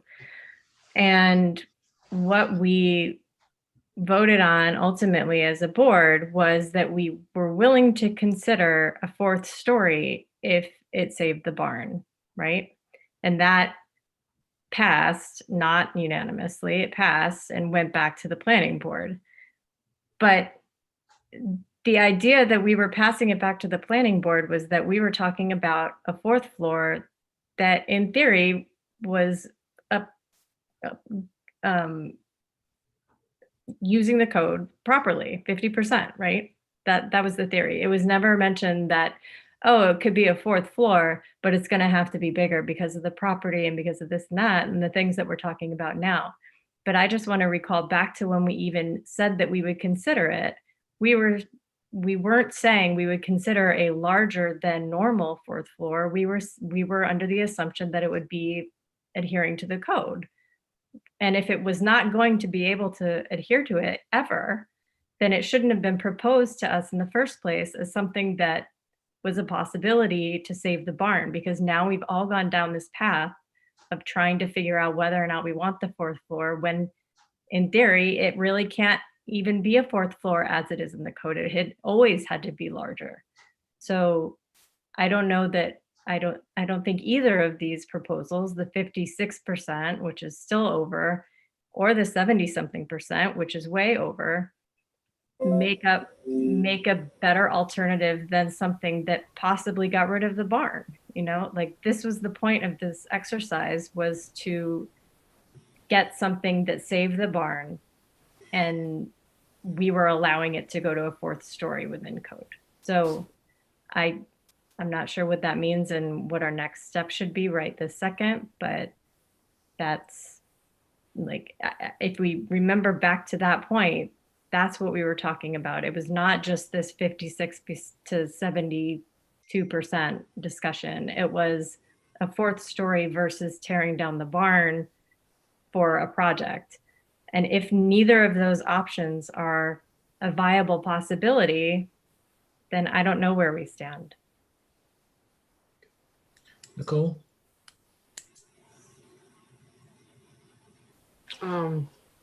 I agree with Christy, and I wanted to make that comment in response to some things that Patty said in his letter, and again this evening, that I went back and watched the video of our meeting in April of 19, and there wasn't a specific plan in front of us. He was showing us a plan, but said it wasn't the plan or the final design, that had to be done with the planning board and the AHRB. So we were asked if I agree with Christy that we were asked for a concept of, would the board be willing to approve a fourth story under these circumstances, which the majority of the board at the time said yes, but we didn't know it was this fourth story. We didn't realize that it would be greater than the code requirement, not just in the 50%, but also in its height.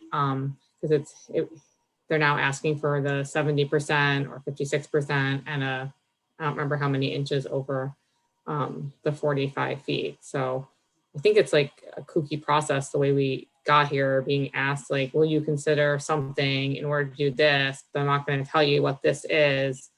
And then, you know, a year later, I'm going to show you something and then tell you, well, you told me I could do 4 stories, so now you have to do this. So I don't love how this process happened. And I definitely think it's something that we as a board should revisit how these things happen in the future. And I'm kind of torn. I understand the other trustees' perspectives about the lot coverage. And I definitely agree that this is a better designed building than increasing the 3rd story. But I don't think when the code was written to have the 4th story be 50% of the 3rd story, it was like, well, if you can't do that, just expand your 3rd story. And I don't think that was the point. And I think it, you know, was purposely shown to us in a really ugly manner, knowing we didn't want to, nobody, including the AHRB, wanted a block on Elm Street to kind of push us towards the non-compliant plan that we were first shown in September, I believe. So those are my 2 cents for what it's worth. Laura?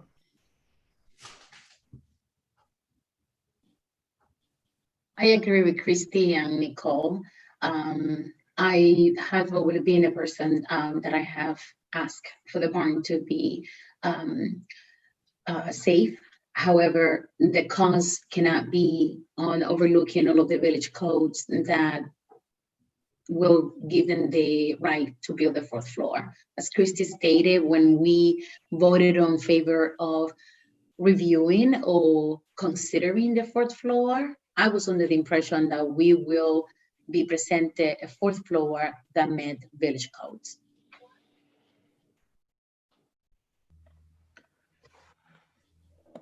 Yeah, I also thought that the 50%, you know, we've made 41 Cedar Street adjust their project so that it would be 50% of the 4th floor of the 3rd floor. And I think that it's important from my perspective that the code, we follow through with the code. I understand, and I am kind of torn because, you know, the AHRB and the planning board have approved the larger building, and I do place a lot of weight in their expertise on it. But I am, you know, the 50% is there for a reason, and I think we should follow through with it. So, you know, I'm inclined not to entertain it, but maybe if we're torn on it, if we want to, you know, put it over for 2 more weeks to could think about it, or to entertain one of the other suggestions that Patty had. What do you think? I would say one more thing about the planning board and the AHRB recommending this project to us as it is. It was their job, because we sent it to them to consider a 4th floor, to then come up with a solution that had a 4th floor, because that's what we were asking to see. So yes, they're recommending this project, but it's because we asked them to look at a 4th floor. It wasn't because they thought that's the best project. It's because that's what we asked them to look at. So we asked them to look at, now it's back to us. This is our decision. And if we are okay with it being larger than we anticipated, because we asked them to look at that, this is the best option they could come forward with. But if we're still not comfortable with a 4th floor, then that's the end of it. Like if this option is not suitable, we've now exercised that process of seeing if the 4th floor could be an alternative to tearing down the barn. And if 4th floor is not an alternative that's viable to tearing down the barn, then we're back to a project that, I don't know, may not happen, may tear down the barn. I'm not sure, but this is in our purview. We asked them to do it. We're not disrespecting them by saying that we don't want it. It was their job to do this for us. Mr. Mayor. Well, I just want to clarify something. I don't think that's, I don't think that we asked for it. I think the applicant came to us and said, in order to save the barn, I have to have a 4th story to make this an economically viable project for me. Oh. No, we didn't. I did not. The board of trustees did not ask for a fourth story. No, We said we would entertain a consider it. fourth story. No, we said we then didn't, but we didn't ask it. We didn't tell the plan. No, I didn't. They had to do a fourth story. But this is the point. This is the point. We said we would entertain it. So they are looking for the best solution that entertains it. We are now entertaining it, and it is whether. Okay, there's just a different. There's just a connotation with the word entertain than the other word. I'm sorry. I just. And if I, the lawyer not entertaining, I word parsed. if I can just make one statement quickly. Patty, give me a second before you actually speak, because I want to highlight something that Christy just mentioned. Even if we go back to considering then turning down the barn, then we have the problem of the 10-foot setback from the aqueduct. No, we can do it. All around, there are challenges with this. Well, can I speak? Yeah. Okay, so I agree with you, Maura. This is a very challenging site, as other people, Mike has pointed out. The design that we submitted to the planning board in December of 2018 met all the requirements, including the 10-foot setback to the aqueduct. It just didn't save the barn. So that was a 6-unit project. It was 78% site coverage where we're allowed 80. We had either 6 or 8 parking spaces, depending upon an interpretation, which is not mine to make. It would be made by the building department. I think we're also, Ed, there is, I don't know if it's been defined, but there were 3 on-street parking spaces that need to be confirmed of whether they exist, because that was a decision the zoning board made, a long time ago. That needs to be confirmed. So that may have been a completely compliant project, including all the parking. The issue was it took down the barn. The planning board asked me at the December meeting if I would, I don't know if they said suspend disbelief, but it felt like that, and consider building or designing a building that would preserve the existing garage. And I think I even kind of tried to make it a cute story about how I was struggling to do that until middle of the night, I woke up and realized, why don't I make the garage, at which point everything kind of fit into place. It becomes the 4 parking spaces and that all works. We reduced the number of units from 6 to 4. And we did the addition that we were showing to the planning board at that point that fit. The concern came in March at the planning board, where they were realizing that everybody could be wasting time if the board of trustees was not interested in considering a 4th floor on this building.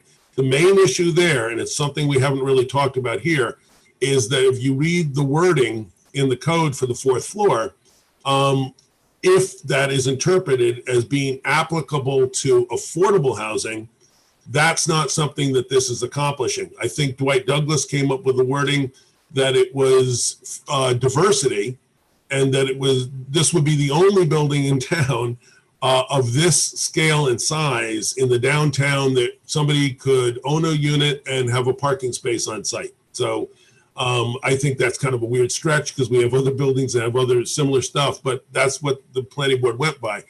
It was, I don't remember whose recommendation it was, whether it was the planning board or the village's planning consultant, but somebody said we should go to the board of trustees and find out where they stand on the issue of a 4th floor.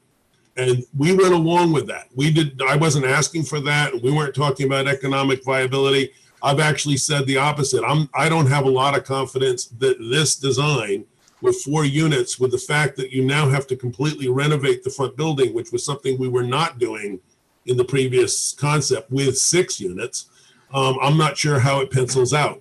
So the owner has allowed us to continue on this, trying to get to a point of resolution. So that's how we got here. We didn't, cute, Elisa. We did not ask for that. We did not ask for this direction. We've cooperated, and we've tried to work sincerely with everyone who has been involved in this, whether it's the planning board, architectural review board, or this board. And I'd also like to point out that the other building was not recommended by the AHRB. And I think that presents a certain problem here, in that the other alternative is not a viable alternative. Right. And if none of the options are viable, then none of the options are viable, and that's just it. Like, it's not our job to find a viable option out of every option that's presented to us. It's the job of an applicant to present a viable option that we can vote on. It wasn't just Michael, it wasn't just the AHRB, it was the planning board in late 2018. Both had a joint work session, and neither board liked the project with the parking, and it asked the applicant to come up with a plan with no parking or a smaller building that preserved the barn, and then we went down this preserving the barn path. Right. And what I looking at a plan that had a resolution of approval from the planning board that got stuck at the AHRB. They didn't like it, but that one, I believe, was before the 10-foot setback from the aqueduct. That's correct. The one we brought in in December 2018, that never went to the Architectural Review Board. I'm not saying that the ARB would have been happy with it. They never saw it. But that was, the planning board just said, look, we've spent 4 years trying to figure this out with tearing the barn down. No one seems to be willing to let us do that. So let's see what you can do with keeping the barn. That was the driving force. That's what we tried to do. We took it seriously. We came up with a solution that worked for everything except the reality that if you have your primary building on a site with an accessory structure, the barn itself, plus the courtyard that's been created, you now have 50% of site area covered, or a little bit less than that. So you start talking about your fourth floor and you're looking at 25% of what you're allowed, not 40%, not 50%, because your base building is so small. If you were allowed a 5,000 square foot lot, you're allowed a 4,000 square foot building, and you'd be allowed 2,000 square feet of a second floor or fourth floor, but you build a 2,000 square foot building instead of a 4,000 square foot building. It doesn't seem to make sense to me. If you were able to consolidate the building and make it more compact, you would say, well, that doesn't work because we're not going to allow you to have a fourth floor with the 2,000 square feet on it. You'd be building a much smaller building. In fact, this idea was discussed in a work session that I was not at in July, I think, of 2018, where the Architectural Review Board and the Planning Board met with the Board of Trustees. And Michael, correct me if I'm wrong, I think there was sentiment at that point of talking about, if you're going to have a fourth floor, why don't you just have a fourth floor? Please correct me if I'm wrong. That's right. However, it was pointed out by the village attorney that because at that time, this was a new part of the code. Right. And so I made that presentation without knowledge of this revised code section. My opinion still remains what it is, but that's an important distinction. And we did discuss it at the AHRB. We brought up the issue. We talked about it at the time, and we ultimately went in a different direction. But it's not new information. Right. Well, the other thing the AHRB did was when we were done with the planning board, it was more than just the flat roof versus the pitch roof. There was also a question about whether the addition was the width of the base building or whether it needed to be cut back in. And the Architectural Review Board worked hard to get that to happen, which is why the design that was recommended to you by them sets in on both sides, which I think is part of what made that design work. So the idea was not maximizing anything. It was actually trying to find a massing that worked, starting with a relatively small building on that site. Patty, forgive me for the question, and I apologize that I was not able to be at the last meeting on the 13th, which you did your presentation. The third floor, what is the current square footage of the building that you're presenting to us? I'm so buzzed on this stuff. I'm not. I lost track already of how. I don't have that in front of me. I think the existing building is like 3,000 square feet. I think we're about a 1,500 square foot addition. So I think if I just put those together, I'm around 4,500 square feet in total. That's being divided up into the porch, the recesses and all that stuff. So the unit sizes end up at around 1,400 square feet. Okay, and how many bedrooms is that supposed to be? 2 in each apartment. One of the reasons I talk about how things pencil out is normally if you're building 1,300 square feet, 1,400 square feet, you'd probably be talking of a 3-bedroom unit. But because of the complexity of trying to fit within this building and the way what it demands, you have a lot of not wasted space, but you don't have the most efficient layout for getting units to work. Thank you. Is there anybody from the public who'd like to speak, Jen? I don't see anyone with their hand raised, Mayor. Okay. So Patty, it seems that from an informal straw poll that the plans would not pass. Would you like time? I mean, I'm inclined to adjourn this to next time to formally vote on it. That would give you an opportunity maybe to Sure. Anything else, but in the meantime, I would ask Laura Lee to draw up a resolution based upon the 4 votes denying it, that the plan that in front of us should be, based upon the straw poll, denied. Okay, and just to confirm, you're going to be deciding on the most recent plan, that being at the 56%, 4th floor at 56%. No. That's the plan that's in front of us. No, the plan that's in the front of latest plan in front of you. that was something we showed at the last meeting at your request. The drawings that have been recommended for approval by the planning board and the architectural review board are the plans that should be considered by this board. That is the only official, as far as I'm concerned, the other was a study to see what would happen. At your request, you said if you make the 3rd floor a little bit bigger, the 4th floor a little bit smaller, can you get it to work at 50%? And I showed that really would, not only would that not work, I didn't think what we were resulting with in terms of massing with the building would be desirable. So that was a study. The one that we submitted formally to you is the one that you should be acting on. Which is the one that has been approved by the planning board and the AHRB. Right. Okay. And yeah, I'll need some help determining those plans. So because there have been two more plans on top of those plans. So I just want the board to be clear what they may be voting on at the next meeting. And as you can see, they're disinclined to do anything that would provide a waiver for the code requirement on the 4th floor. So I just want to be sure that I'm clear, they're clear, right, what you're voting on. If it would be helpful to the board, we can certainly submit another set of plans.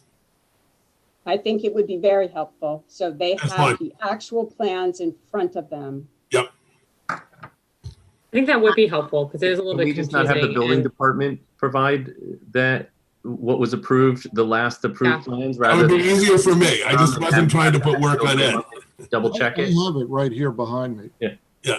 Okay. And so submit another copy that we could compare it to and make sure it's the right one, that would be good. That'd be fine. Okay, that would help me immensely. It's a lot of whereas clauses, and just be prepared. So I'm going to, the next meeting looks like it's November 10th. Is that correct, Jen? Mm-hmm. Okay, so I'm going to adjourn this public hearing to November 10th, 2020. I just want to be clear for the record that I was not like swaying one way or the other. I'm very undecided. I think that there are good arguments raised by Trustee Nell and Trustee Patino and Cassell and Taylor. Actually, all of you. So I should have just said all your names, just the other trustees. So you're the Philadelphia Eagles with the one tie in the middle, trying to figure out who's going to win the division, having lost most of their games. No, this is a tough one, I have to admit. This is very tough for me, which way to this. I just want the record to be clear that I'm still very much undecided about. Having worked on this since 2014, I'm not rushing you to make a decision tonight. So take your time and make sure you're happy with the decision. Would it make sense for us to request Patty to come in and do a presentation on the plan he's asking you to approve? Sure. I don't think it would, but if the rest of the trustees feel it would, then certainly we could. whatever you I want. don't think that would be helpful. I think it'd be helpful if Ed sent us what the HRB board had approved with any comments from those boards so that we have that in one place. What I can also do, if it might be helpful, because I know one of the things that Maura was concerned about was being able to see the barn through the forest of the trees. I did do that PowerPoint. What I could do is provide a copy of that in a deck form of PDFs, so you'd have that other information. So you'd be able to see the SketchUp model in photographs, looking around at it, of the one that we're talking about, not the one that we showed at the last meeting, or tried to show at the last meeting. I did send the planning board approved plans and their resolution and the AHRB approved plans and their letter this afternoon. Did everybody get that? Oh, I'm sorry. I did get your email, but I haven't had a chance to open it yet. Okay, so if you need more, I will send Patty's new submission as well. And if you need anything else, please let me know. But we don't need another letter. I will write it. We're good with letters. Especially because I feel like I have to respond to them publicly. Find the set of drawings from this date. That's all it will say. Now, should we address the height or not? That's a good Because point. The height is an issue. I agree. The height is an issue. Don, And I it was- think you had a great point about it. We should bring that up. Yeah. Yeah. Whenever the resolution you're going to do, it should be acting on the issues that are at hand.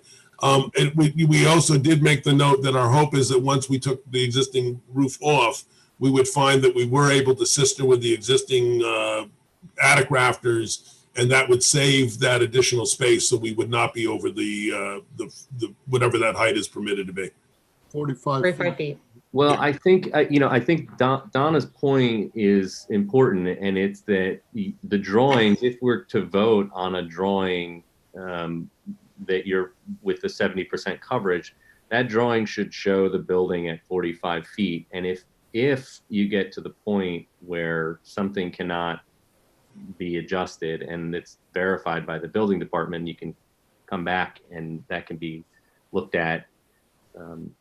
But I don't think we should, if there's some question as to which, where this board is going to go, we should not be approving a plan at 46 and a half feet. We should be approving the 45-foot plan if we're going to give on the percentage of fourth floor coverage. Which may mean you have to revise something that you're going to send to us. Well, and that's what I would refer to as a tweak, us dropping it from 46 feet to 45 feet. By taking out the brick that shows that, that makes that difference. I don't think that's something that would not bother me, that I was doing something without the ARB's input. I'm sure the ARB would prefer it to be a foot shorter. So, that I don't see any problem with that. We can make that revision. And what I'll do is I'll put a note a revision note that's been done, now, so that it's not confused as something from before. Okay. And you're going to make that submission to this board, so they have it prior to. I have been trained by Mr. Manley. I'm going to make a submission to Mr. Manley's office, Thank you. The building department, and they will distribute it the way that it needs to be. Let's make it a timely submission. Whatever resolution is drafted will have the last revision dates. And Correct. so if you're suggesting this tweak and it eliminates the need for a second waiver from this board, then having that submission timely before this board. Yeah, I will have that for you by Thursday. This is being recorded, Patty, so remember that. I will. Yes. Is there a motion to adjourn this public hearing until November, what did I say? 10th? 10th. Is there a motion? Trustee Sullivan, second trustee Taylor, all in favor? Okay, this public hearing is adjourned. Thank you, Patty. Thank you very much. Let's move to courtesy of the floor. Is there anybody who would like to speak? If so, please keep your comments to 3 minutes. Yes. Matt, can you hear us? Yes, I can. Hey, you're on. Hi there, Matt Rosenberg, live at 84 Magnolia Drive. Thank you for allowing me to speak tonight. Over the last month and change, an organization formed in Dobbs Ferry to oppose the Landing's attempt to cut its tax burden by shifting their expenses to the rest of the village taxpayers. Called the Dobbs Ferry Taxpayers for Fair Cost Sharing, we're organizing our membership and leadership in order to raise funds for public outreach and legal representation. I've filed a motion with the court to intervene in this lawsuit on behalf of myself and similarly situated Dobbs Ferry taxpayers. I'd ask that the board make my affidavit, which I emailed to all of you last week, a part of the record of this meeting, and that you all read it and consider it before any decision is made by you as to whether to oppose or consent to this motion. We hope that the village recognizes that adding the DF taxpayers to this lawsuit will help bring out facts and legal issues that the court can and should consider that will be beneficial in bringing this matter to a fairer resolution. Dobbs Ferry taxpayers will be adversely affected by the landing's tax maneuver. The tax burden would be unfairly shifted and borne by the rest of us. Yes, the town, village, and school district will be hurt. In particular, the village and school district would face a clawback of taxes paid by the landing since they filed suit 2 years ago. But while there's a commonality of interest between us taxpayers and our governing bodies, the village and school district can raise taxes to make up the revenue lost or given back to the landing in a settlement. If we taxpayers don't have a seat at the table, then we'll be left to wonder, how did y'all let this happen to us?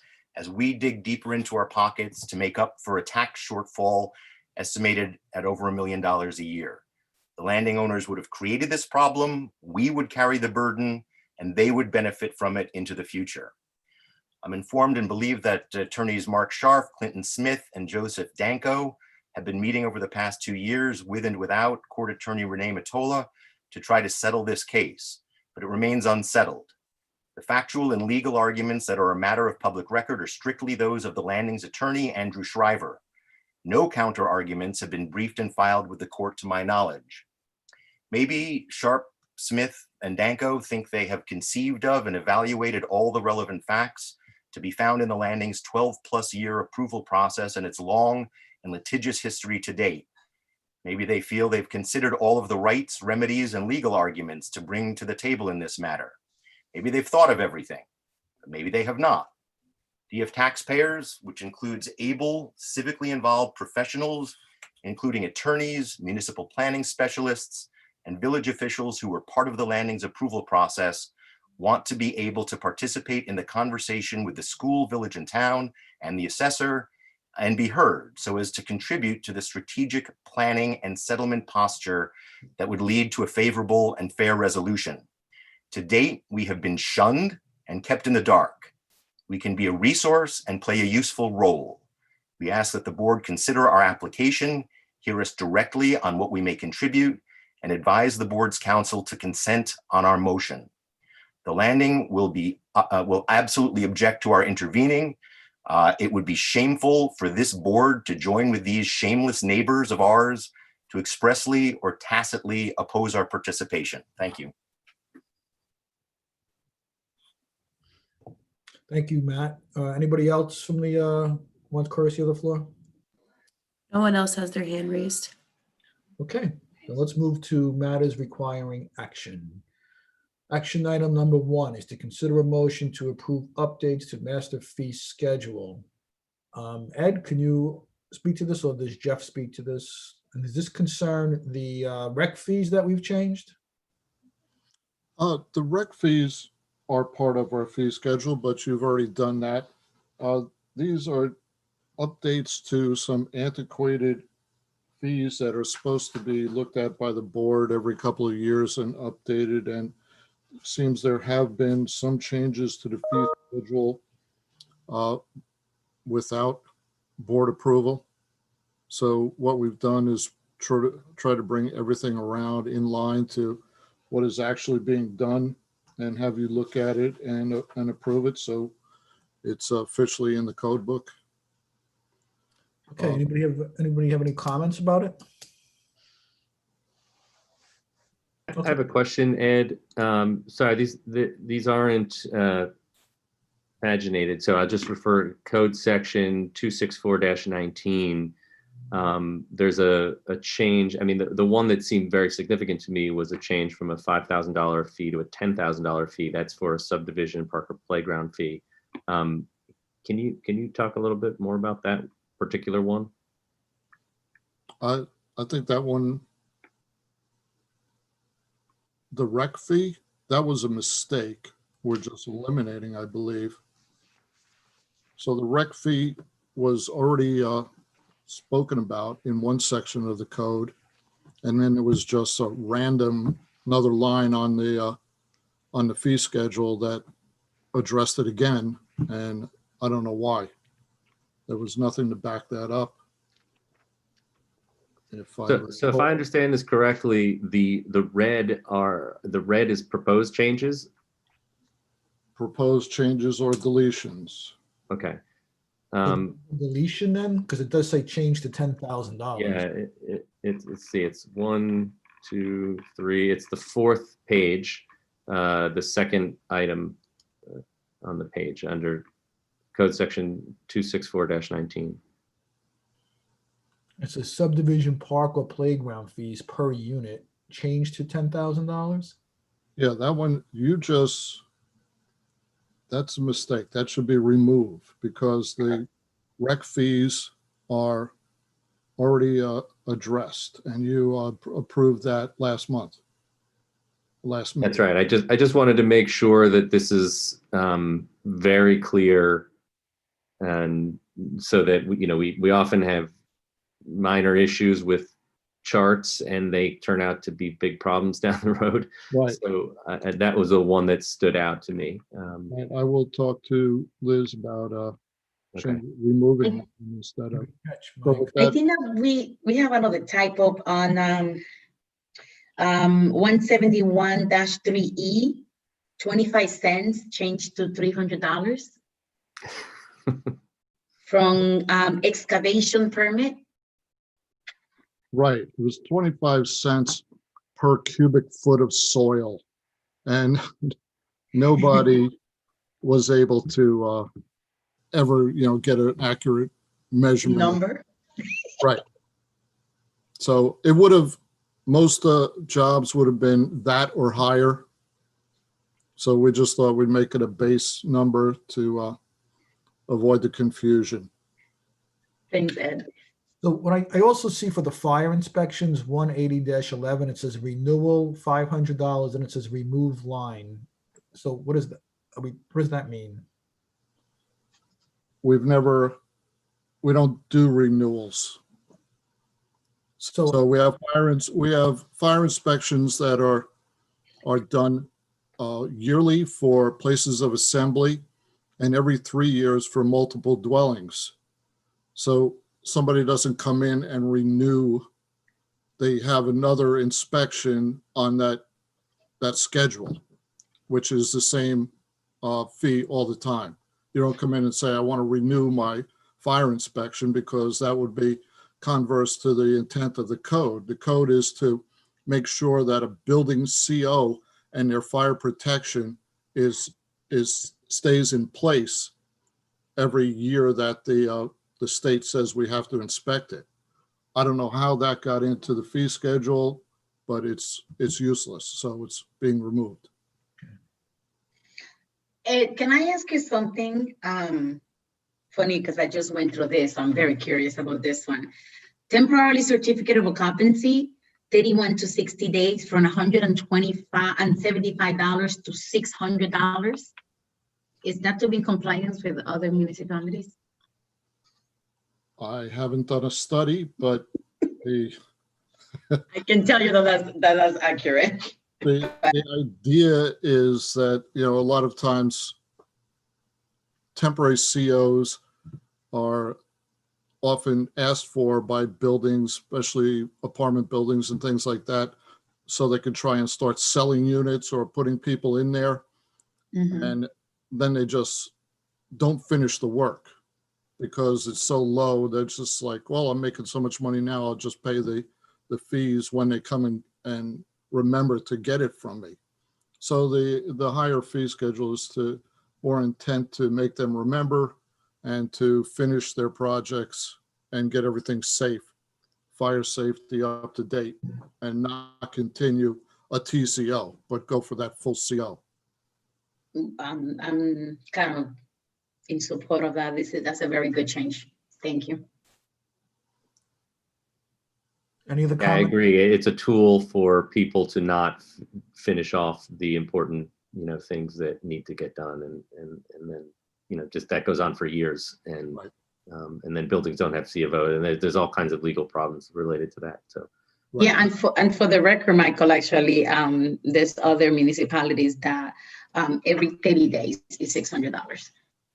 So we actually been very generous. I had a question. Is the new rec fees that we approved incorporated into here? They should be in black because they're already approved. I don't know if I'm just reading it wrong or it refers to something else, but it said, I'm trying to find it again. It's toward the top. No, I was trying to find what I was looking at. It says under chapter 300, site plan, park or playground fees, 10,000 per dwelling unit. Yeah, that's another one that's not needed because just like the one that Mike brought up, because we charge the rec fee when the building gets its building permit or CO, not when the subdivision is done. So that's a redundancy that's not necessary. Okay. And then under 243-16A, the plumbing permits. So is it like if I was doing something with my boiler, do I have to pay the $85 plumbing permit plus the $150 for the boiler, or they're separate? Yes, they're both. It's just like a building permit fee. You pay $85 application fee as you submit for, it to be reviewed and everything. And then you pay on top of that in a building permit fee per cost of $1,000 cost of construction. In plumbing, you pay on top of the application fee per fixture, or specific fixtures have a specific amount of money. If it's just a plumbing fixture like a sink or a bidet or something like that, it's $15 a fixture. But larger fixtures like boilers and furnaces, which require a lot more inspections, have their own specific fee schedule. Okay. Then you have sprinkler under here under plumbing permits, and on the page before it under HVAC permits. Because a sprinkler can be done by either a plumber or by a sprinkler fitter. So you can apply for it under a mechanical permit or a plumbing permit. So we put it under both titles. Okay, but you would only need one or the other. Correct. But you'll always need a plumbing permit to make the connection to the potable water. So if a sprinkler fitter comes in, does all the piping, and all the sprinkler heads, then a plumber still has to come in and connect it to the Suez's water with a backflow device. So the sprinkler fitter still, he can do the sprinkler work, but still somebody needs to hire a plumber to make the connection. So that's another line item, tie into potable water. So there's multiple ways to go about it. A plumber would be doing both under his one permit, whereas a sprinkler fitter cannot touch potable water. If that makes sense. Under 243-16A, where we just were, these were never part of the fees before, the failed or missed inspection, water main, ejector boiler, that's all new? Failed or missed inspections were approved a long time ago. There's just changes to where they were and how they were listed. Okay. Ed, can I ask you a question in reference to the film permit? What does the $1,500 covers? You're in Liz's area now. I don't look at film permits. That's for movie companies come in and to make commercials and movies in the village. Yeah, I'm familiar with it. I'm just curious because some are more invasive than others. It depends if you're working with a TV show or you're working with a movie. So I'm just curious what exactly the $1,500 will give them in terms of usage as a village. That, it's the usually amount of time we have to lose parking spaces, the police have to, help with traffic and things like that. That's what I'm assuming it covers. But I think that we have to make sure that some of these things will be additional costs depending on the size of the production and the needs of the production company. Right. I think a lot of times they end up hiring our off-duty police department and things like that. Right. So they do pay extra for the police. Yes. So are we comfortable with this, or do we want to review it closer? I mean, my feeling is we should go forward with it, but you guys tell me. I'd like to see it without there are half a dozen things in here that don't seem to be correct, or we are correcting what we've just talked about here. And I apologize if I'm still confused about this. We've jumped around to park and playground fees in at least three different places. I'm looking at chapter 300 where it says 10,000 per dwelling unit or lot. And then it says remove or lot as the editor's note. Do we talk about that? Is that one that's there in error? Or is it supposed to be 10,000 per dwelling unit with site plan application? Under site plan application, That's what Chapter I talked about, 300 Larry. is So they're removing or lot from it, but then Ed said it's a redundancy of what's above on chapter 127-6 or section. Right. 1. I'm just saying this doesn't seem to be buttoned up in a way that either I don't understand it or I just don't have confidence that everything in here is correct. Okay, so why don't we have the village go over it again and resubmit take a it? second look at it. Maybe with a memo highlighting the changes or whatever, maybe somewhat helpful. I'm having trouble reading it on the computer right now. Okay, so we won't entertain that motion right now. Action item number 2 is to consider a motion to approve the purchase of sanitizing machines and supplies for village buildings in the amount of $8,585.93. Jeff, you want to talk about that? No? Give me a second. I presented this just before my presentation last board meeting. There's electrostatic sprayers, touchless dispensers, just things to try to best we can stop the spread of COVID. Okay, well, we certainly want the village employees and the residents to be safe. So, it's a necessary cost that we have to bear. So is there a motion to approve this purchase? Trustee Taylor, second. Trustee Patino, all in favor? And that passes unanimously. Consider a motion to approve the audit of claims as submitted and recommended by the village treasurer. Jeff? Just the usual audit. No comments unless there's questions. Did we skip an item? No, I think I did skip an item. Yes. Sorry. Agenda item 3. Agenda item 3 is a motion to approve the cost to send a village mechanic to fire truck repair class in the amount of $6,025. Ed, do you want to speak to this? Yes, the fire department came to me with this request, and I believe I looked at it. So the cost of the classes was $6,025, and we would lose the mechanic for those days he's away at school, which a cost to the village of $6,063. But from what the fire department has to pay, or the village pays for the maintenance on the fire trucks, we would save $16,000 a year. So in the first year, we've already got $4,000 in the black. So, and then going forward, 6,000 savings every year. Okay. I'm all for this.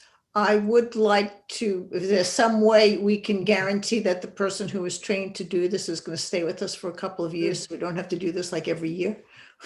Mm. I don't see how we can do that, but Let's see if we can talk to our labor attorney and see if we can write something up if it's legal. maybe Even if they stay with us 1 year, we still, in theory, have saved $10,000. Yeah, Right. but we then have to train somebody else to do Right, it. but then we would have spent 16,000 the next year, and so even if we train them the next year, we would be Still saving another 4,000 10,000. profit every time. It may be possible, if it's not possible to require someone to stay, to require a reimbursement. what I was going to say. Yeah. Perhaps on a sliding scale if they, leave within a certain period of time. That's what I was going to suggest. Like in a day. Like, cool, thanks for the training.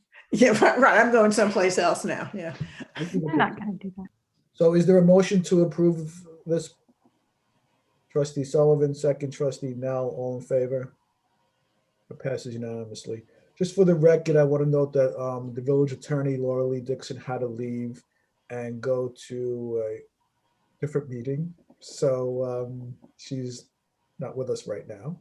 So consider action item number 4. Consider a motion to approve the audit of claims as submitted and recommended by the village treasurer. Is your answer the same, Jeff? Not gonna change it. Is there a motion? Trustee Taylor, second. Trustee Sullivan, all in favor? That passes unanimously. Consider a resolution to permit the display of a menorah at the intersection of Cedar Street and Main Street. We usually approve this. We don't have a formal resolution, but I've been assured by Laura Lee that she will prepare it timely. So I think there's one in there, no? she said she didn't do it. Oh, there's a whole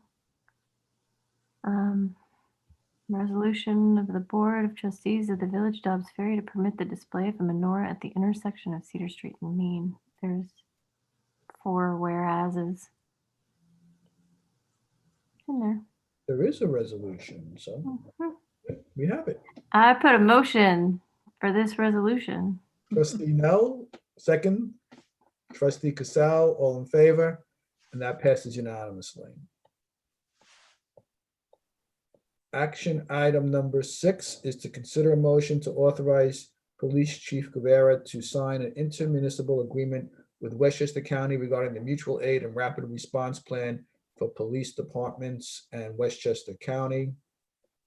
We have a memo from the chief dated October 20, 2020, which explains the IMA, the intermunicipal agreement. I don't know if Ed, if there's anything you want to shed on, further light want to shed on this? Yeah, this is pretty much procedural. Chief Guevara was supposed to talk to this, but I think he's on vacation. So I think his memo is explanatory. Okay, is there a motion? Trustee Sullivan, second. Trustee DeRozzi, all in favor? Okay, that passes unanimously. Is there, we have the minutes for the meeting of October 13th, 2020. Is there any comment, questions? And excuse myself, Mr. Mayor, because I was not in attendance. Yeah, you missed that 4.5-hour meeting. I know. No. I again move that we stop adopting minutes. You know what? We It's the lawyer speaking. We could put that on the agenda as an action item next time, but is there a motion to adopt the minutes this time? Trustee Sullivan. Second. Trustee DeRozzi. Oh, you can't. Second. Trustee. No, I can't. All in favor? That passes 6-0 with 1 abstention. The traffic committee liaison report. Would that be Donna? That's me. Yeah. To bring you up to date, the village requested that the state allow us a home rule on the 20-mile-per-hour limit in Dobbs Ferry. The state came back to us saying that our request was too broad. So the traffic committee has put together a list of streets and reasons for listing those streets, which they will probably represent to the state, although we believe that the state, because I believe Ed has checked, still thinks that that might be broad. So the traffic committee is still working on trying to come up with something that will be palatable to the state on the 20-mile-per-hour rule. They are also going to be looking at coming to the board to request a name change and call the transportation committee with a new vision, with a new mission statement. And that will be coming to you. I'll probably be getting it to you sometime this week or before our next meeting. And I think that's about it for that. Yeah. So I'm sorry for this. We had a lot of discussion with the Safe Schools and some of the other initiatives about the complexities of the 20-mile-an-hour speed limit and where it would be put in place. And I don't know if we need a long explanation, but how did the traffic committee come up with it? And just to toss out the question as to whether that's something this board ought to be involved in considering. Yeah, it could be. We might bring it, maybe we should bring it back to the board. What they were saying was anything with considerable sight lines, without sidewalks, curves, that sort of thing. Essentially, they said almost every street except for Ogden Avenue, Ashford Avenue, and of course, Broadway is not ours. So essentially, their recommendation is practically every local street as opposed to those major streets. But was Clinton on that or not? Parts of Clinton would, I don't know what the last one was, but I think parts of Clinton would stay at 25, as they said, Ogden, but the other parts of Clinton would be the 20. So they were only from the 20 mile per hour, they were only excluding Ogden Avenue and Ashford essentially, and parts of Clinton. But that was just it with the state, isn't it, just to allow us to change it to 20 if we decided to, that we wanted to? They won't let us. They rejected that. They said it's too broad. I see. And they indicated, or Susan Tulchin in Senator Cousins' office also indicated that just saying or listing all of the streets in town except for a couple would probably be too broad for them too, and a precedent that they wouldn't entertain. They said that typically they would just entertain this type of thing for areas that there's a high impact of pedestrian and vehicular communication, like downtowns or areas in front of schools and churches and things like that. So this is still only changing the scope of the areas that then in the future we could decide to make it 20. No, this is actually changing it to 20 now. No, we need to list the streets that we are suggesting changing to 20. But what we were doing before was saying we wanted the ability to do that. And they said no. Okay, I mean, that's kind of major. Yeah. There's a traffic committee tomorrow night. They're going to meet again, and I will suggest that they come up with a list and perhaps present to the Board of Trustees for input. Yeah, I think we should see that. Yeah. Okay, Conservation Advisory Board. That's me too. I'm very busy.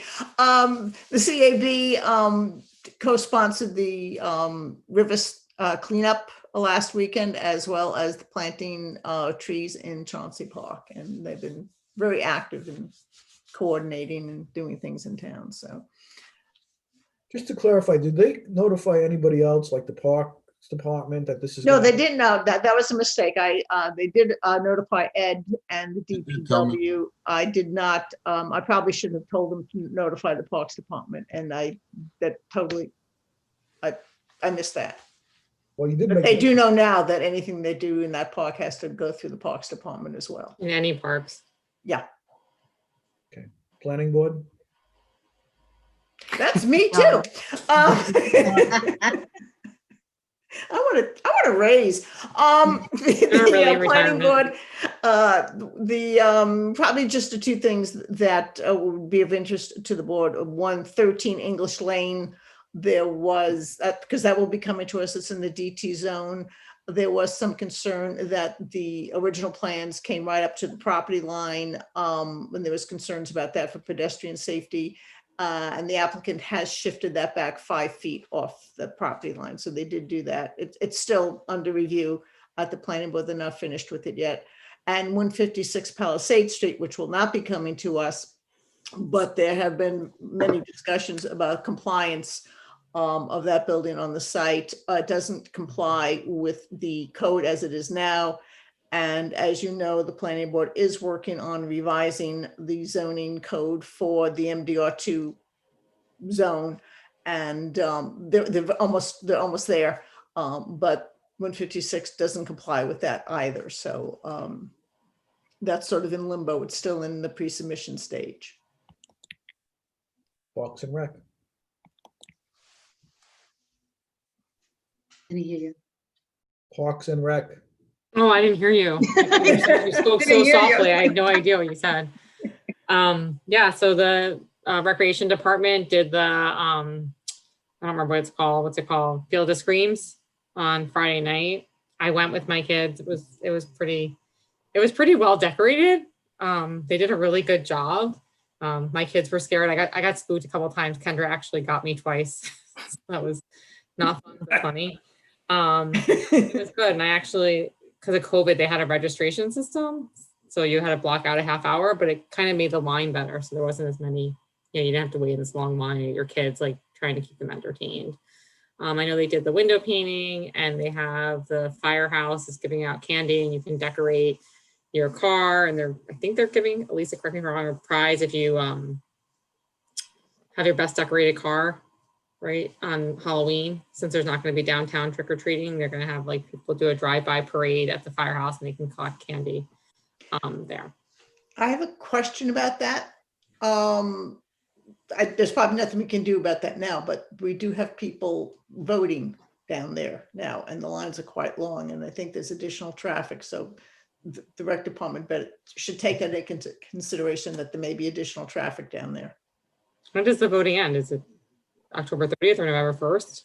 November 1st. It's November 1st. I think we spoke about that, Ed, with the police as well, right? At the last staff meeting, we were concerned about that. Excuse me? We spoke about the Halloween going in front of the firehouse in time. That's why we kind of moved the line. Right. I spoke to Kendra and asked her for a definitive plan on how she wants to run this. She still hasn't submitted that. And I just suggested to her that coming up Main from south to north would put those cars in front of the firehouse where she wants them to be, instead of on the other side of the street coming from Cedar down Main. And we moved the voting line up around Broadway instead of on Main, so that the voters won't be in front of the firehouse and interfere with that parade. So I'm still waiting for Kendra's response on her final decision on the logistics of her parade. It's probably better for the voters not to be in front of the firehouse anyway, just for the reasons. It was a twofold change. Yeah. We don't want emergency responders coming out and having to move them out of the way. Okay. AHRB? Like Donna was talking about, they've got 156, or they are about to do a joint meeting with the planning board on 156, the pre-submission, to talk it all out. So if anyone's interested in that, I recommend you view it. When is that? November. If you want to just email it around, that'd be great. Yeah, I think it was in my email. It's typically the night before our trustee meeting. Yeah. It's the 5th. Well, no, because it's a planning board meeting. It's not the. Oh, I'm sorry. It's the 5th. Yeah. November 5th is the next planning board meeting, when the AHRB is invited to come and talk about 156. Yeah. Christy, can you send me that information, please? Thank you.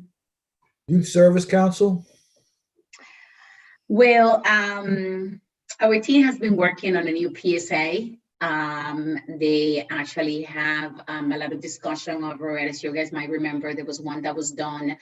Our students did it and it was so amazing, successful, and they did an excellent job. So they're working on doing another one. But that's not going to probably air until about April. They also join other municipalities to do a series of virtual presentations with no 2%. And the next one will be on November 16 at 7 p.m. and it's about vaping.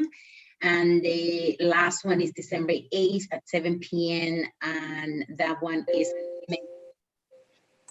it's really educational what these guys are doing, because they're not only targeting the youth, but they also educating the parents. So it's a really good series. I have to bump a little bit and speak about beautification, because I have to give kudos to my guys at the DPW for the amazing job that you guys did. There's not a block that I don't walk, that I don't take a picture. It's great. You know, after we went to Kobe and we couldn't do anything over the summer, it's so nice to see the great job that you guys did with those planters. So thank you so much for that. We've been discussing about, or I've been brought up a little bit into the discussion. I think it's definitely Ed mentioned something the other day about working on some of our areas of lands that we have, like some of those land areas, like the entrance of the village and the waterfront park. So I know that Ed is trying to work with somebody to see if there is some design or something nice that can be done there. There's a lot of residents that reach out to me concerned about how the village look and certain things that they would like to see, but you know, just the DPW was understaffed. We were dealing with COVID-19, and there's a lot of the stuff that it was on this board's plate prior to finally getting this done. So thank you, Jen and Stephen. You guys did an outstanding job, and the guys as well, of course. Thank you. Sustainability Task Force? I think you've really heard the priorities and some of the activities the STF's been involved in the last couple of meetings. So thank you for your time and attention to that. Okay, and the Tree Commission? Is anybody on the Tree Commission? Dawn and I guess. And there's a tree that looks like it's about to fall down on North Mountain. We did get a list of what the Tree Commission recommended they come down, but we did get that list. So, but I think that's maybe a Trustee Patino who should be on that. Join us, please. There's a lot of people trying to take trees down. So the more that we have protecting them, the better. I have some announcements. The number one, I shouldn't say number one, the number just on my list of things is the early voting hours. So that's been revised, and there's been some confusion because the Board of Election prematurely gave us the wrong information. So the updated information, and Liz, I'm glad to see you because you can correct me if I get it wrong, is that the early voting hours for Dobbs Ferry have been extended by 1 hour. So for instance, if from tomorrow, we would go from 8 to 5 p.m., Thursday from 12 to 9 p.m., Friday from 8 to 5 p.m., Saturday, October 31st, 12 p.m. to 6 p.m., and Sunday, November 1st from 12 p.m. to 6 p.m. So they've been extended longer by 1 hour for each day. Is that correct, Riz? Okay. If that changes, because you know the lines have been unbelievable. If that changes, we will certainly keep you advised, but we get the information from the Board of Election. We, the village, have nothing to do with the mechanics of the election. They decide how many machines, they decide how many people will work it. So it's out of our hands. We have been handling the traffic as best we can. And as a matter of fact, I haven't gotten any complaints, and I've gotten some compliments, even though people have waited 2 hours or so. Everyone has seemed very pleased with our procedure and the experience that they've had. So I want to thank Liz, Ed, the police, for all the work that they've done in this ongoing amazing voter turnout. And let's keep it up, and we'll adjust as we can if we have to on the fly. And again, we'll pass along any information from the Board of Elections. Liz, is there anything you want to add to that? It's sunbathing. I want to be with Love the you. visor. I just want to say, you know, I guess County Board of Elections is pretty understaffed this year, and the turnout has been incredible. And Liz and Elisa have been out putting up signs, helping seniors and people with disabilities to the head of the line and making sure people are safe. The police department has been out there taking care of traffic, and we're 100% committed to making sure that everybody can vote safely.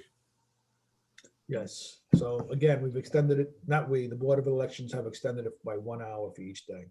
So. Okay, the final announcement I have is regarding the Human Rights Diversity Committee. The membership have been finalized. I've gotten an amazing number of interest from people. There's so many qualified people, from long-time residents, short-term residents. It's been very tough to cut it down. I felt 12 is the limit. So I'm going to announce the names. The first meeting is scheduled for November 9th, and we will do that via Zoom. The committee is made up of Nitin Gupta, who will be the chair, Christina Ha, Cynthia Caracta, Tiffany Gordon, Stu Hackle, Kevin Meeson, Greta Cowan, Shari Asher, Heather Kim, Elizabeth Mendez, June Wah, and Aisha Williams. So I want to thank everyone again for their interest, and I want to look forward to working with this committee. Trustee DeRozzi will be the liaison to that committee, but certainly all the other trustees, if they want to attend the meeting and play a role, they certainly can. But Trustee DeRozzi is the official liaison to this ad hoc committee. Thank you for the email that you sent today. I didn't answer because I actually wanted to make it public that, you know, I'm very excited to be the liaison to this committee, and I'm looking forward to working with each and every one of these members. I think that is a great selection. So you did an excellent job. Thank you so much. Thank you. It was, like I said, a very tough decision-making. So Dr. Gupta is a great chair. He's done a lot with the Rivertowns Chamber, and he's gotten really into being active on this, and he's gonna be a good leader in this, I think. Okay, I want to thank all the trustees for their input and suggestions. So thank you to everybody for that. Anybody else have any announcements? We should just thank Liz for all our efforts on the census, because we well exceeded our 2010 number. I don't know what the final number was, 73.9? 7, I believe. 4.4. You made history. Yes, thank you. Guarantee you. And next time we'll be over 80%, so 2030. Sadly, I may be retired by then. We're counting on you, Liz, to go door to door in 2030. I'll be back. Who knows how they'll do it by then, right? Okay, having heard no further announcements, I'd like to make have a motion made to adjourn this meeting. Trustee Sullivan, second Trustee Nell, all in favor. Meeting is hereby adjourned. Closed. Closed. Don't adjourn it. It says adjournment on the. Oh, really? Is it is adjourned? Okay. Okay, it's closed or adjourned. Good night. Good night. Good night, everyone. Bye, guys. Good night. Right.